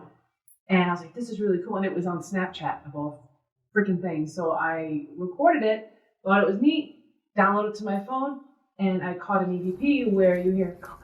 Disembodied voice. Disembodied voice. And I was like, and I got so excited. I was like, oh my God. Were they telling you to go back in or go back away? Go back in. Because we were leaving the main Did you go back in? No, because I didn't hear it. I didn't catch it until later. Yeah. Listen, at the time I was way, way heavier, and I'm a tall girl, so I had all the little short people go through. I was like, listen, you're like teeny tiny, you can crawl through that, take some pictures, come out. I'm like, no. Yeah, you don't get stuck. No, not at all. In the asylum. In the asylum. I mean, whatever. You're probably fine with it. But, there was a few other instances that I've caught things. I've caught images, because I'm nosy and I love going, like I said, old buildings. There's an old abandoned school, and I was looking through the window because I didn't want to set off any alarms. I saw a woman in a white dress walk across from one end of the hallway into a classroom, and I'm like, holy crap. So I told 2 friends that were with me, and I went and I took pictures with my phone. So my partner, I sent him the picture, and he was like, I had it on the background of my phone because it was black and white. He goes, I had to take it off because there's something in that picture. I'm like, where? Oh, he saw it and he did? He saw it, and because I wasn't really looking, like I didn't see it off the cuff. And when I did, there's a face of a little boy, or looked like a little boy, looking between the windows, and he has a smile this big. And Kid Ghost scared the living shit out of me. I'm like, nope, absolutely not. I remember I did one of those haunted tours in Rhode Island, right? Where you go to places in Providence. And I remember The ghost stories. yeah. The ghost Providence, yeah. because in Rhode Island we For have a lot walking, of yeah. So I remember taking the pictures, and there was a lot of the orbs, Mm-hmm. Yes. right? Which would be energy, or Depends. would it be energy, or would it be what would it be? Bugs.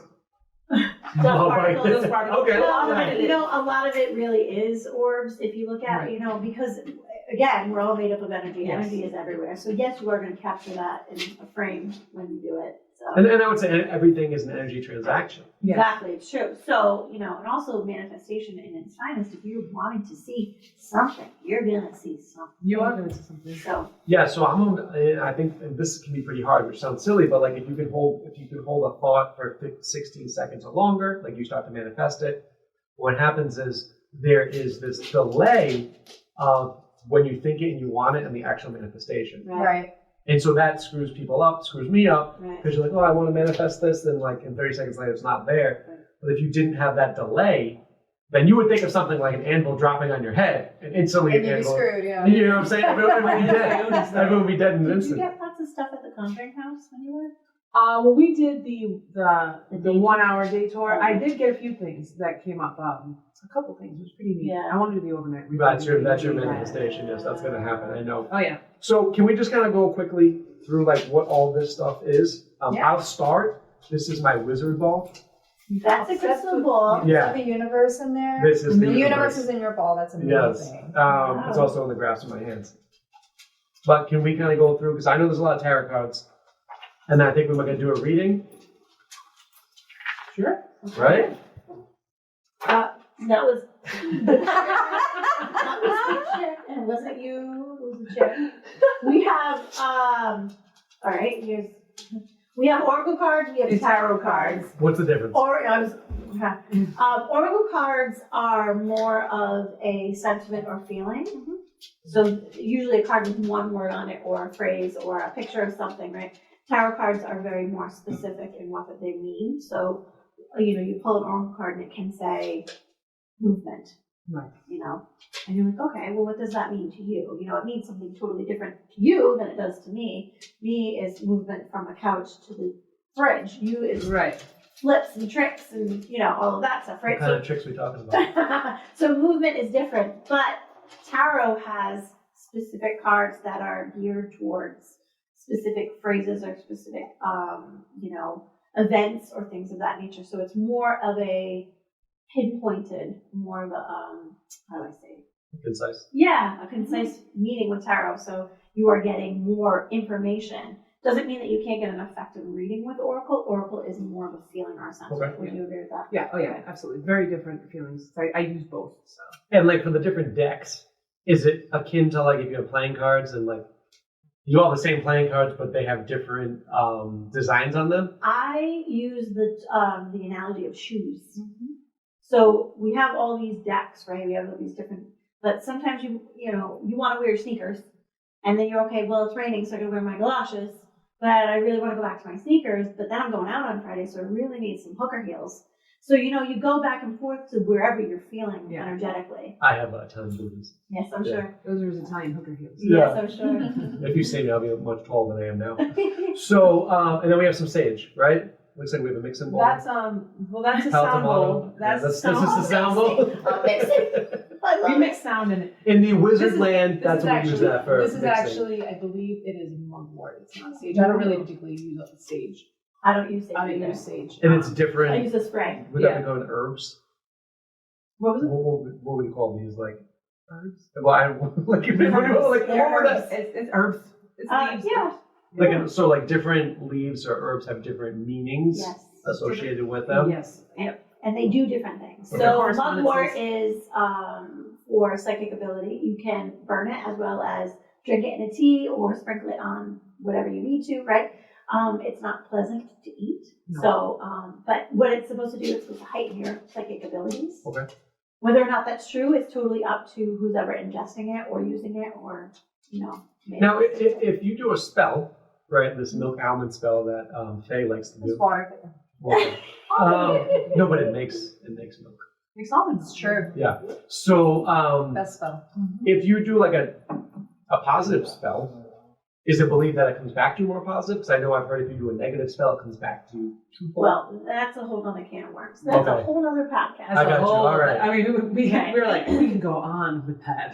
But say I want to do like a positive spell. Yeah. And I was like, I want your hair to be like luscious. Right? Like, Yeah. If you were going to do a positive spell, it would really be whatever you like. So, like cinnamon is one that's used a lot for abundance and positivity and things Right. of that nature.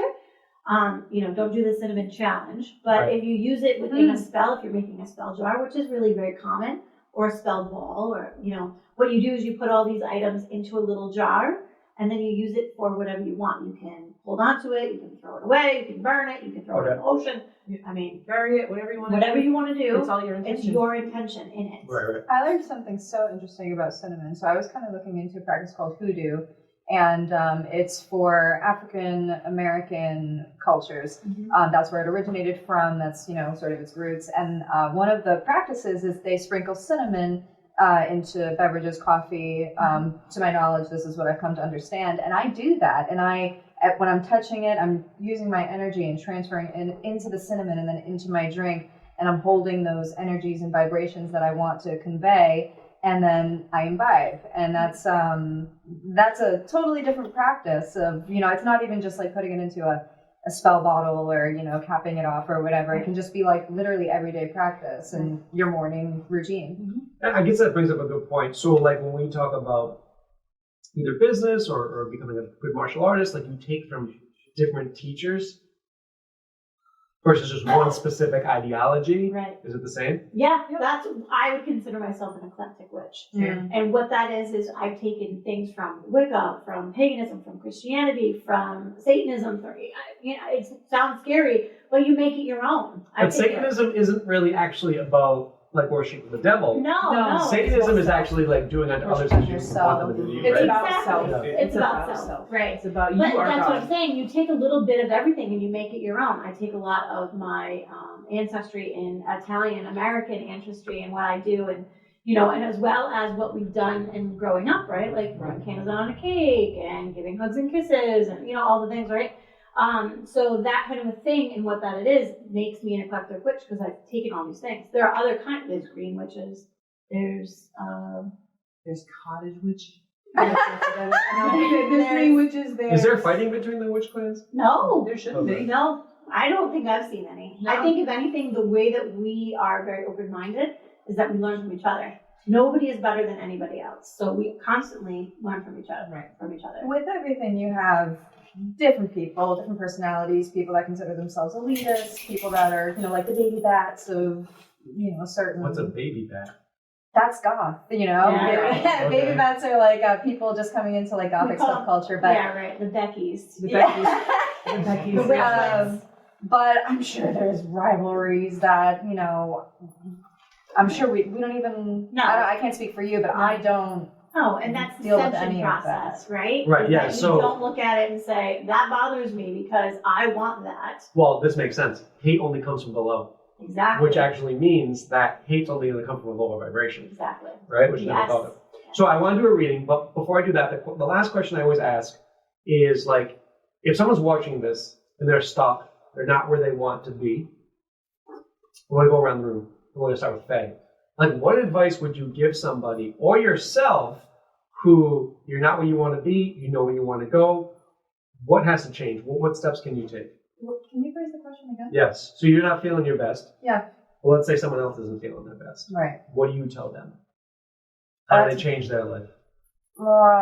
That's a huge blanket statement that I'm being asked to make. I think it's very circumstantial depending on what's going on in the person's So life. they want something, whatever's going on, they want to change their life. Sure. What's the first thing you think they need to do?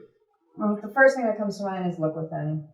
Start doing a lot of introspective thinking and sitting with yourself, getting comfortable with yourself, and learning about yourself. And I think that will open doors to whatever needs to be taken care of in your life.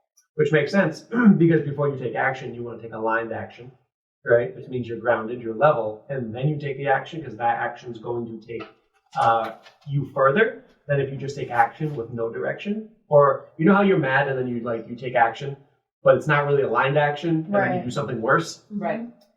Yes. Also, looking into yourself and finding out what your own motivations are for doing things. And, like for me, being of service is a huge one. Because what's the point otherwise? If you're not connecting with people and you're not looking to, what you give is what you get. And if you're really looking to help other people, then we're all helping each other as one spirit, right? Since we're all in this together. We're all in this together. And so that would be my advice is to, go within and you'll find your answers there. Is that what you're doing now? Yeah, that's what I'm doing now. That's what I've been doing for the past couple of years, We call that shadow work. Okay. making it work. So, same question. They want to change. They want to become a better version of themselves. They don't know where to start. Well, what I tell people is, first of all, I have to kind of know where they're kind of at. So if they're, if it's, I don't know, like a relationship or something like that, or if they're in a situation that they need to get out of and they don't know how to get out of that, I tell them if that's not serving you, then you need to move forward. That right there is the universe and your higher self, or guide of God, whoever you believe in, is pushing you to be like, hey, you need to, this doesn't serve you anymore. You need to move forward into what is the best for you at this point in your life. Whether they do that. Well, so that's the thing, right? And this is interesting because we need that contrast to take the bounce to become something else. Right. If you were comfortable all the time, you would never do anything, Mm-hmm. right? So I think what Abraham Hicks taught me is to if something happens, just take the bounce. Don't dwell on it. Right. Right. And if you dwell, you're stuck in the infinity sign. Right. And Right. it's one thing, of course, if most of the time people have, when they come to us, they have huge life upheavals that they're literally their whole world is rocked. So, go through all the emotions, go through all the anger, the sadness, the whatever it is. Feel all the feels on And it's it. okay to be You know, sad. it's okay to be sad. If you suppress Just not for too long. no, but if you suppress that, that's just as bad as like really like sticking into one emotion. So you have to go all through that, but you cannot be stuck. You have to move forward. If you keep repeating those patterns, you're going to be stuck in that same pattern for the rest of your life. Yeah, one of my favorite sayings I just heard, but I've been saying it a few podcasts, is with Dr. Joe Dispenza. He says, if you're not in love with your future, you're destined to recreate your past. Yes. He's all about reprogramming the brain. I love him. It's Yeah. true.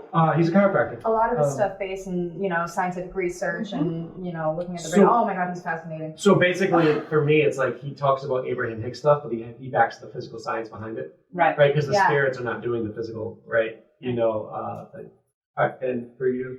I feel like it's kind of the same process where we would have to assess what the crux of the situation is, where the nitty gritty is, and where we need to move forward in the sense of what do you need to cut the fat on? What do you need to realize that you need to change about your life? And when you say cut the fat, you mean drop it. Right, drop Right. it. That means, realizing what doesn't serve a purpose in your life to let it go. You know what I mean? So if it is a relationship, or if it's a, lack of a job, or if it's Or a job you don't like. right, or something like that. And a lot of people get stuck in this way, is that we kind of look at it and say, well, you can't change your job right now unless you look for a job. My dad says the best thing. You can't, you shouldn't look for a job, or you shouldn't, I forget what he said. But anyway. Whatever you said, it was good. It was right out of my mouth, like a brain fart. It was like, the best time to look for a job is when you have a job. Sure. Maybe that's Yes. what he says. So, Oh, baby, because you're not coming from a place of lack. exactly. So we have to re-look or reinvest ourselves into what that looks like to say, okay, well, that makes sense. I can move this and change this and go here. I use tarot cards and other ways to do that. So, we do have to kind of have a baseline. And before we go into the reading, for you guys, like you actually have services where people can come to you. Yes. So like if someone's watching this, they're local, maybe even online, because we can Zoom now, like how do they contact you?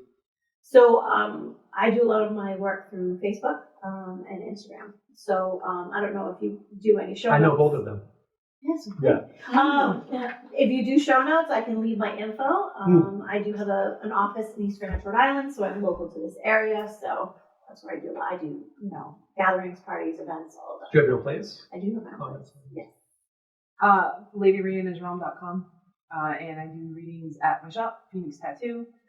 And we will be doing a psychic fair in the summertime. Very So cool. there's going to be readers and stuff. So, that's how you can get on me. Lady Rhiannon's Realm. .com. Like the song Rhiannon. RHIANN. Okay.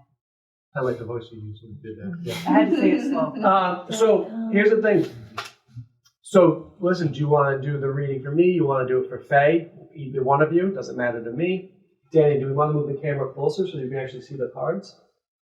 And then Well, explain remember we had talked about, and this can be cut, of course, but we talked about you getting a perspective from two different kind of. Oh, perfect. Love it. Why don't we do that, and Okay. we can do like a quickie little, Yeah, good. and yeah, like a free Quickie. copy. Yeah, like a quick and dirty. Yeah, quick and dirty. Yeah. That way you can see that what Love we do is completely different. Yeah, so can we just explain which deck we're Yeah. using and why you're choosing to use it? Yeah. Now, did you want us to all stay here, or did you want to have it? Where is it? I mean, I think having it like all here. No, we're so that here. we We're all have friends. perspective. We're Yeah, we're all friends. witches and warlocks. No, you're a Witches and wizard. bitches. Witches and bitches. Wizard. Is a warlock different from a wizard? I don't know. I have no idea. Warlock sounds Stronger. evil, and wizard sounds light. I don't know. I I think guess that's we the can probably that's look the that up. movie I want to look at that. thing. Somebody in the comments will probably believe it. Yeah. Right. Yeah, yeah. Okay, so do you want to do, you're going to do it on me? Am I gonna First. do you? Yeah. You wish. Yes. I don't have to wish. I have a magic ball. Manifestation. Ready? I don't want you to do me now, that's for sure. That was. I was me getting up this morning. That Like, was hurt. Squeaky thing. That came out. but it has bats on it. Wow. The cobwebs. Cobwebs Of up dust. here. All right, how do you want to do this? So we can put it over here because he can see everything on the table now. So do we want to, do you know which one you're using? Are you using Yeah, I'm the gonna use macabre ones? I'm gonna use the Tarot. Why don't you? Can you switch places? I can do wherever you do. Because it will be easier for you to. I don't Yeah. really think that because I don't want to be like.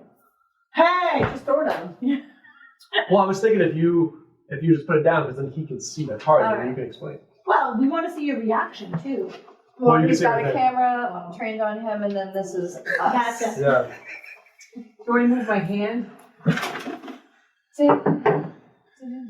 Ooh, that's nice and warm. Dina, you're in the right spot, Listen, dude. if he's gonna fart over there, it's gonna be extra hot.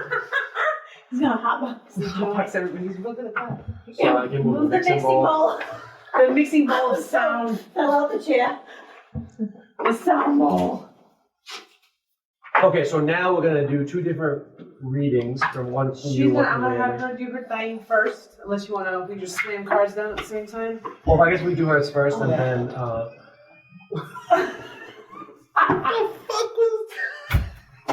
Making all the sounds now. That last question really fucked me up when I was like, my dad says this thing.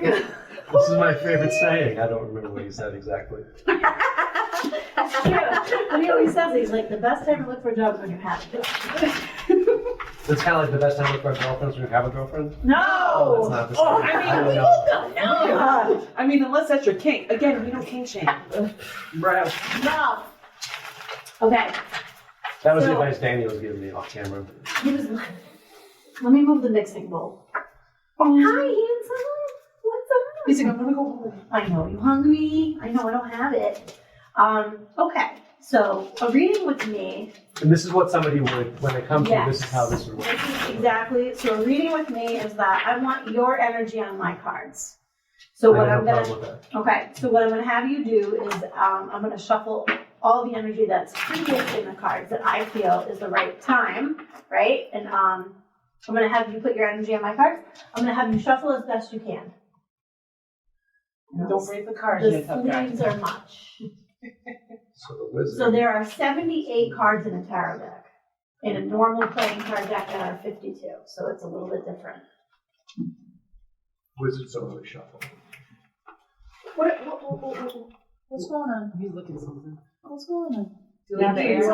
Okay, that's where you're No, going just with that? in the air, probably. You can have this back. I don't want to touch your ball. Okay? Yes. All right. I feel really good about that, just so you know, the way I shuffle. Oh, I'm glad. So you into numbers too? I like money. Okay. So I knew Because that. money's freedom. So I've been thinking about this card for you for a long time, just talking to you, because this is exactly who you present yourself Is to it the be. King of Wands? It is not the King of Wands, it's the Magician. See how he has the infinity symbol above his head? Yes. He also has a staff in his hand, which is a double-edged candle, burns the candle at both ends, right? As above, as so below. There's a lot of things about your life that you do very well. I meant to pull 3 cards, but this is what you get. So there's a lot of things that you do in your life very well. There's a lot of things that you are lacking, and I'm not saying that because I, don't approve of what's happening, but it's just that there are things that you strive for in a sense of that you really want. And you have a hard time, as much as you present yourself that you manifest a lot of things, you have a hard time kind of getting it down to brass tacks. And so What does that mean? So what that means is that you want all of these things, but let's say your brain is scatter all over the place. So you're like, glitter here, and this is what I want, and boo, boo, and it's hard to get it all down and be like, all right, here's my Excel spreadsheet. It doesn't work like that. And you try very hard to fit into this Excel spreadsheet. It just doesn't work. So we're going to put that Magician aside for a minute. And when right? you say that, just so I'm more clear, Yeah. it's that I split energy versus focusing on one thing. It's well, yeah, if you want to look at it like that. But also what happens is that in your mindset, you want all of these grandiose things to happen, and you want all of these things to happen, and they're just not, the puzzle pieces are not fitting in the way that they should. Okay. And it's not, I'm saying lack, that's probably not the right term to use, but what I'm saying is that you have all, He didn't like using that word either. you have all these things that you want to accomplish, Sure. but yet sometimes it doesn't happen in the way that you would like it to, is what I'm Right, saying. I agree. Okay? So, but the idea that you have, a bigger purpose, right? So for instance, right, this podcast, right, you want it to get off the ground, you want it to be famous, you want to go viral, you want to do all the things. You know that you have the capabilities to do that, and you know that you have the trust in yourself that it could happen. It's just that the timing isn't right, and the topics you're talking about doesn't have a lot of views or whatever, right? But you have that trust in yourself. that eventually things will really kind of align in a certain way. A lot of people don't have that. What They give up. Okay. They give up after a certain amount of time, but you're not one that likes to give up. The other thing is that you also spread your money out in different ways. So you have, I don't know how many businesses you have, but by what I can tell is that there's a lot of different things that you do. And so you spread your money very differently and very, all over the place in different things that you really invest in. And a lot of it is with yourself, but it's, there isn't one thing, you're not like one trick pony. So there's a lot of things you kind of balance when it comes to your money. Maybe this business isn't working out the way that you wanted to, but this one is. And so what you do is that, again, that whole idea of shuffling things to make things work, right? So this is a sentiment that kind of is across the board for you. And all I'm doing is reading your energy, okay? Sure. So that being said, also is that you don't relax. This is definitely true. You don't take the time. Now, if you want to manifest, again, we talk about grounding yourself, right? You don't effectively ground yourself. You don't take the time to take some moments for yourself and be like, I need to align myself in the way that I do. You are go, go, go, go, go all the time. You don't stop. And it comes across also within your life, also like in your romantic life or Why'd you that put kind of that in thing. quotes? Because I wasn't going to say like who you're with. Oh, okay. But it's like up, down, in, out, all around, woo-wah. It's all over the place. And, what you want is not always what happens, but you go with the flow as best that you can. This, to me, this idea of this emotion, right? You just ride the wave as much as you possibly can. If there's somebody that you're with, it's not that you're not committed to that person. They have to kind of commit to you first, if this makes sense, right? You're not going to give all into somebody else. They have to give all into you because you are so much. You're spread. Yeah. Okay. It's not a bad thing. It's just kind of, it makes up who you are.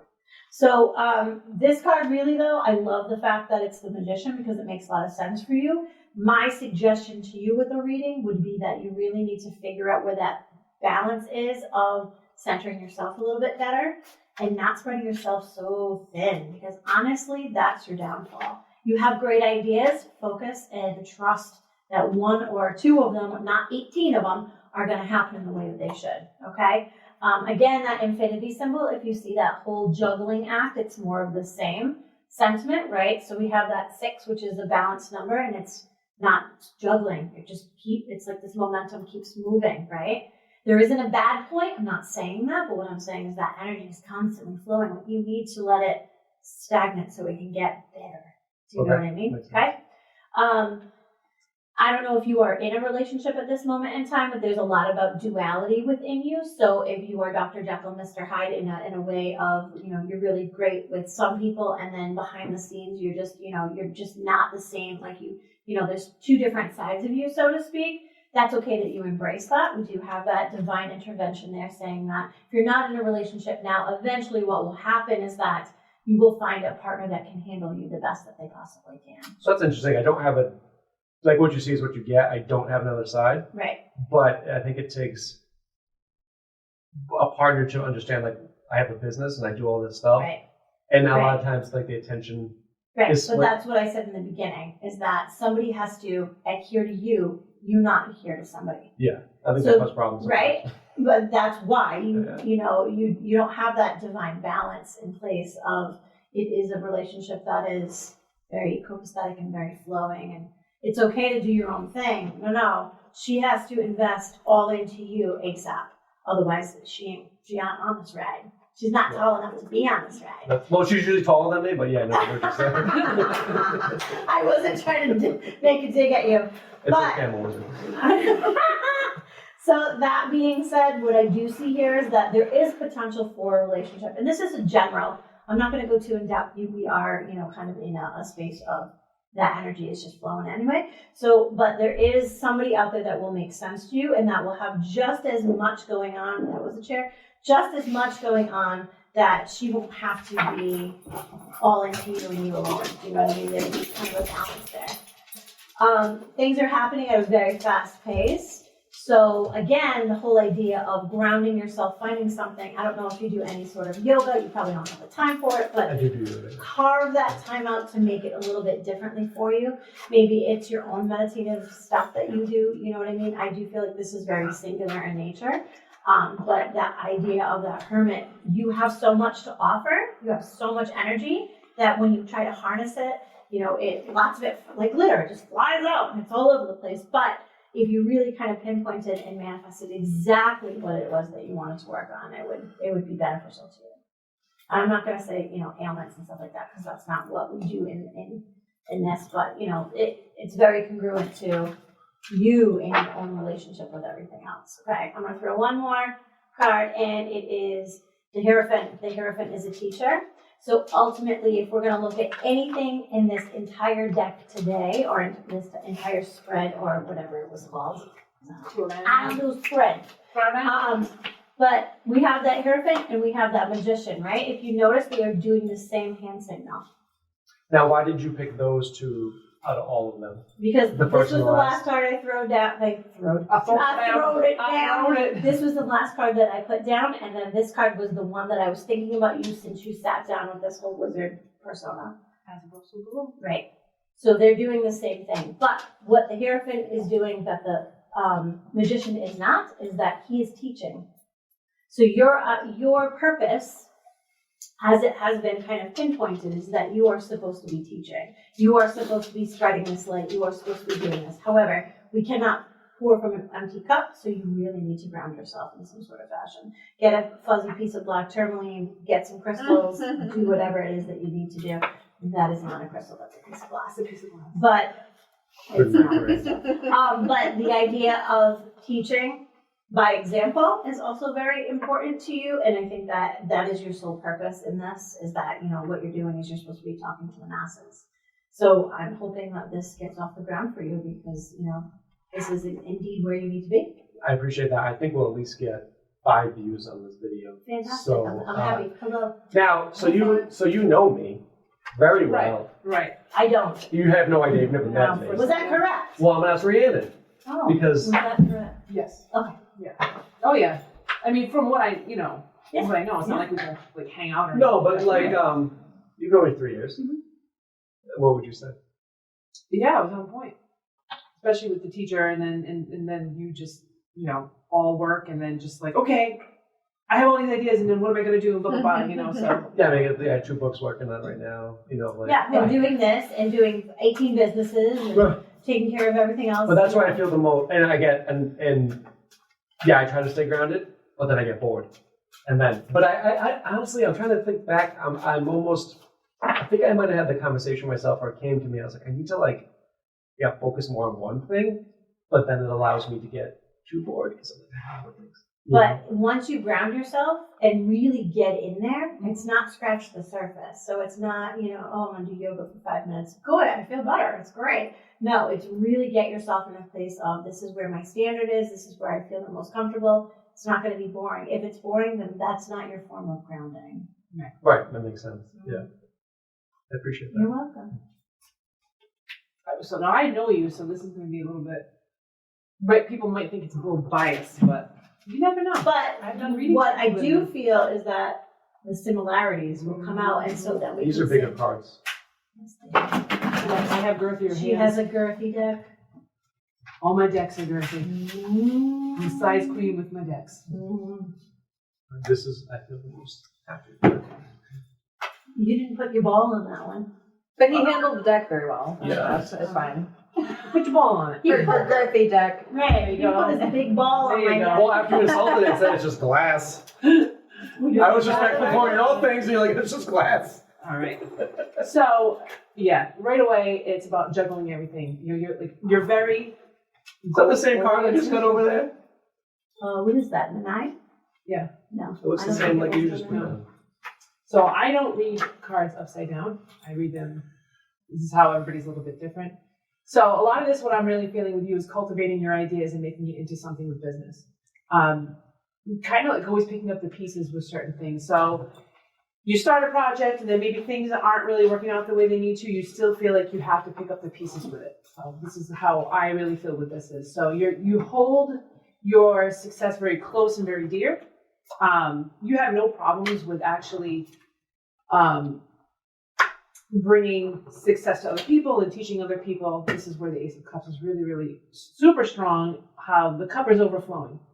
And it kind of goes with what you were saying, how you can't pour from an empty cup. So with grounding yourself and getting everything situated so you can actually have some focus, you're able to have this cup that overflows and just continually like pouring and giving and giving and giving. And you're actually able to drink from said cup as well. So it's very working with balance for you that I really get a sense that you need to have more focus. Again, coins and pentacles for me really is all about finances and money. You have no problem with manifesting money. Money is you're really driven by money, but it's a matter of you trying to figure out ways to make it a successful and like a longevity type of thing. And really finding peace, and going on, I don't know why vacation keeps popping up in my head, but going on like vacations and taking time to yourself and being outside and being like something with nature and Putting my phone away. Maybe that's your grounding. right. So Nature. yeah, going and taking time, like solitude to yourself, shutting everything off and being like, I need time to myself. So I really see a lot of you got the lilies here, and this is growth. This is coming out, as I always say, like the lilies are coming out of this murkiness, this darkness to become something beautiful. It takes a lot to kind of go through that. Okay, you're working on that. Awesome. Now, again, it's time for you to take time for yourself. You are a teacher. You have the wolf. The wolf is a teacher. Spring is something where you are starting to plant your seeds to be able to grow and nurture. And I really feel for you, this has a lot to do with self. The business is going to do what it's got to do. Yes, have focus with your business, but you need to have focus with yourself. And that's really coincides with exactly what's going on with her. And that's where the star is.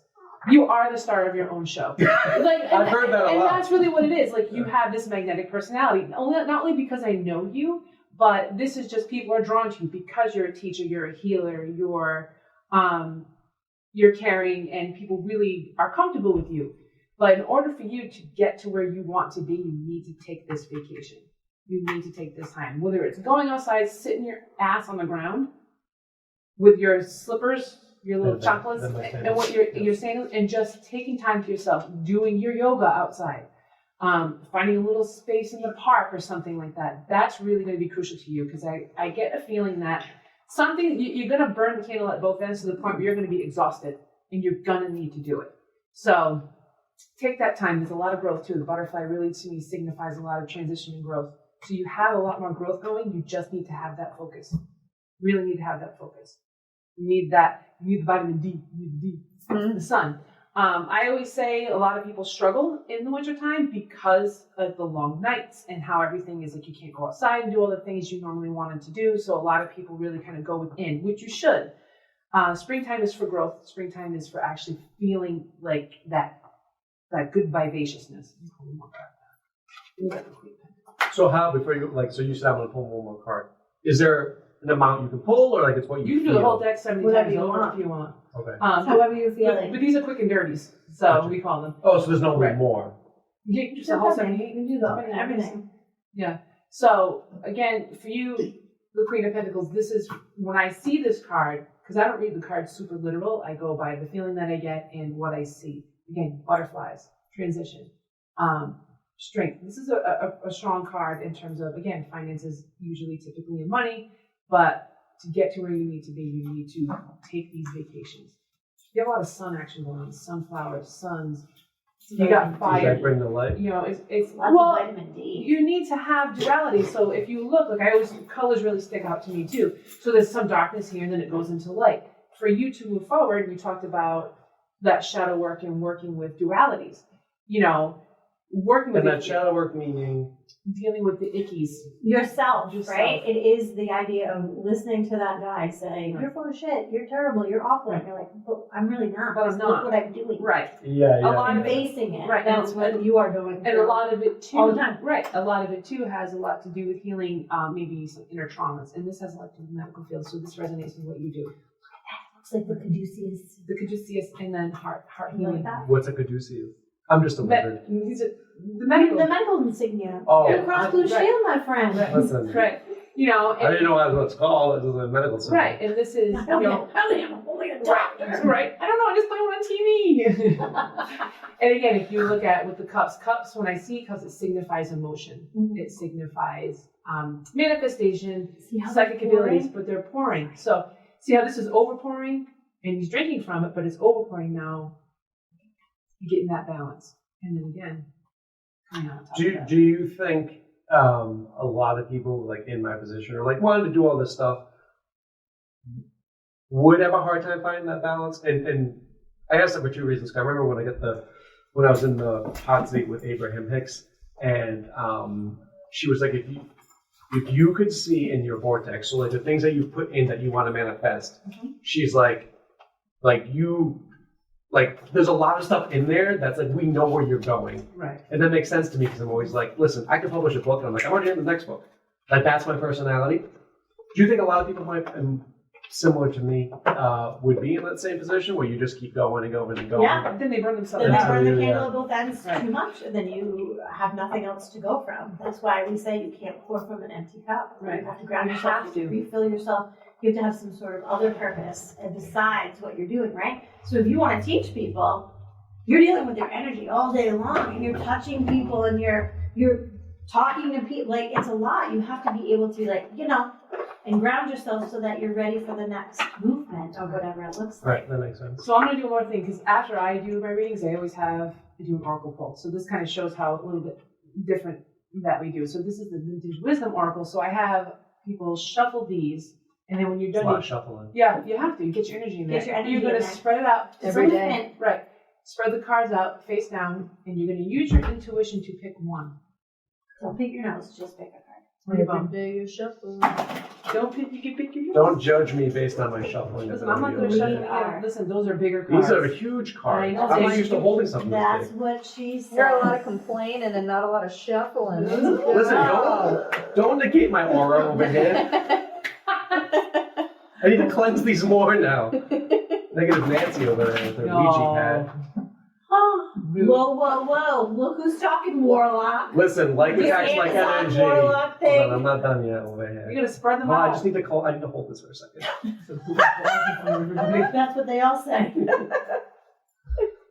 Making sure it's still there. Don't worry about it. This is me. Just do my thing.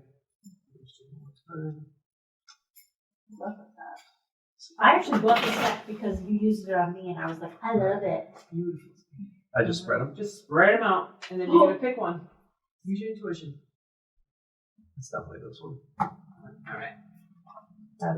Power. Scooch those over. Okay, so I'm going to read from a trusty book of knowledge here because these are really specific. So again, it's like power. You could look at it and be like, strong power. But these usually deliver a message. So after I do a reading, this kind of puts, I don't want to say the nail in the coffin, but it pretty much does. It's that nail on the head. Coffin. Nail on the head. I don't want to be too I mean, because morbid. we're morbid. I am I a got morbid. you. I'm a morbid witch.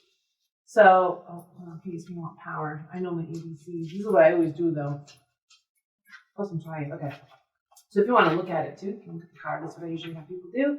Says the sovereign angel is queen of her domain. She knows who she is and where she is going. Behind her head is a halo crown in the form of a compass. Da-na-na. You can show it to the camera. Right. It represents choice over many directions. Her mysterious dark wings point heavenward.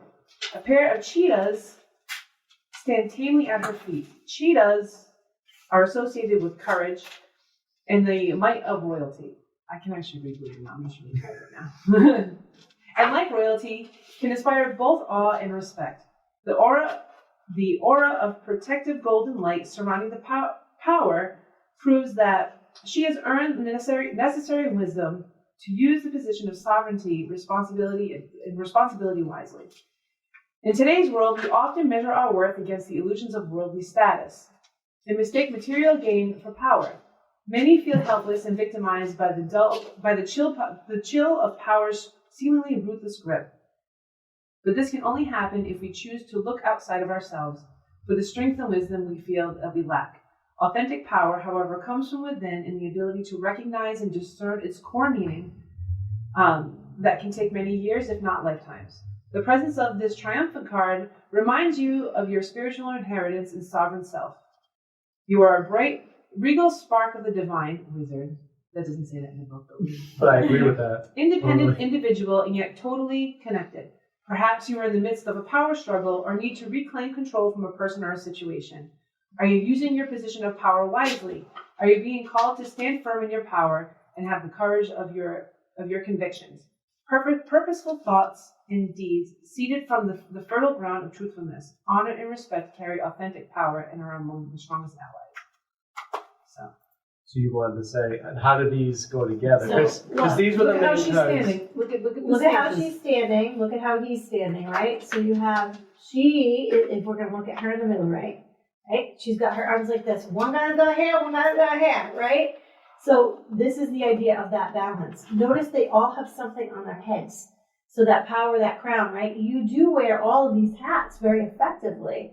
But these hats, you have nice hats. But the thing is that you have to be able to ground yourself in order to do all of these things, right? Because they won't be as effective as you Exactly. do. Let's look at their feet. Where are their feet? Under their Oh, she got cheetahs. She's got cheetahs. He's got But look, it's monks. He's got hooks. But it's two cheetahs. He's also got keys. He's got What are the Right? keys mean? Keys mean keys to knowledge, keys to your own self-preservation, keys to your own heart. You know what I mean? Well, It's this is- anything you yeah. want to open up that's locked. and you have two people teaching. You have two cheetahs. And here, this one, you have two different kinds of flowers here. So you have lilies, which stink, and then you have roses, which also stink. But they stink for different reasons, right? Lilies are to cover dead things, right? Because their powerful scent is very. My life has that stinky dead person smell. Well, lilies, you know, They do too. what they do, right? So they do, it means dark and light, birth and death. It means all different things, blood and purity, right? So you have two different things here, two different things here, two different things here. So it's about balance.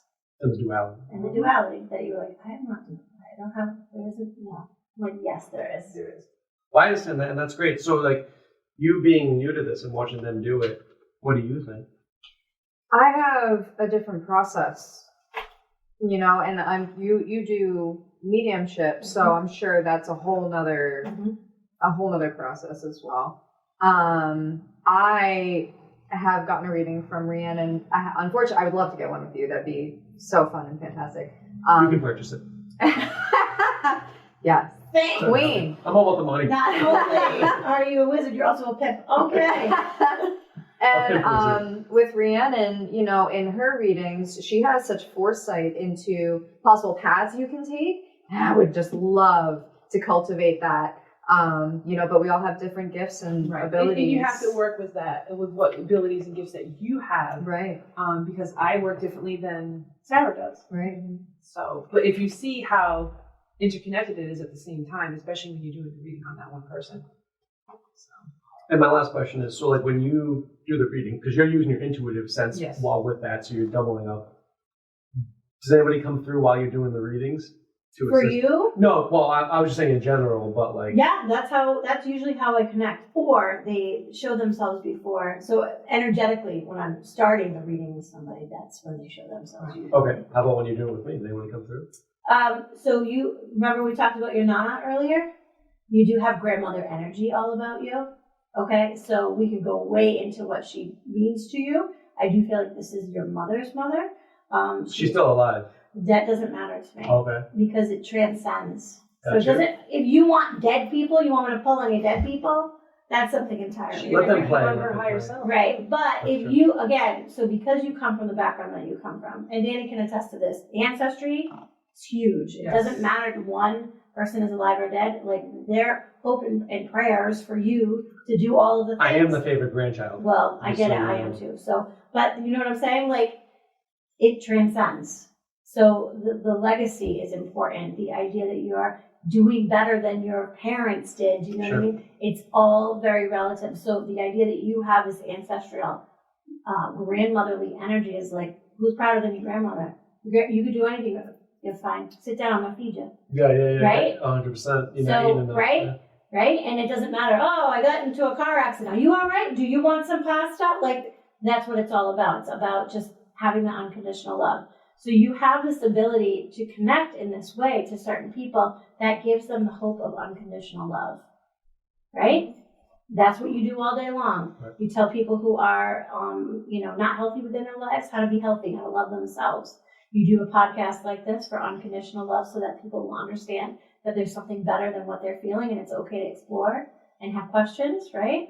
You write books about pugs. What's better than a pug? Unconditional love right there. Right. They stink and they fart and they have folds and they, but they love you. So I find this so interesting. So like to sort of finish my thought from earlier when you asked me like when I'm sort of seeing how they work, I scribble and I channel, and watching them like throw these cards down and be able to interpret them is not a talent that I have right now. I really only pull cards, if I'm just trying to like glean some information that maybe I'm feeling stuck on when I'm channeling. So watching this is like, it's a treat because I get to see how they kind of view the cards and the messages that they're getting from the cards and how it pertains to you and their connection to you. So I'm learning so much just like sitting here and watching everybody, to be honest.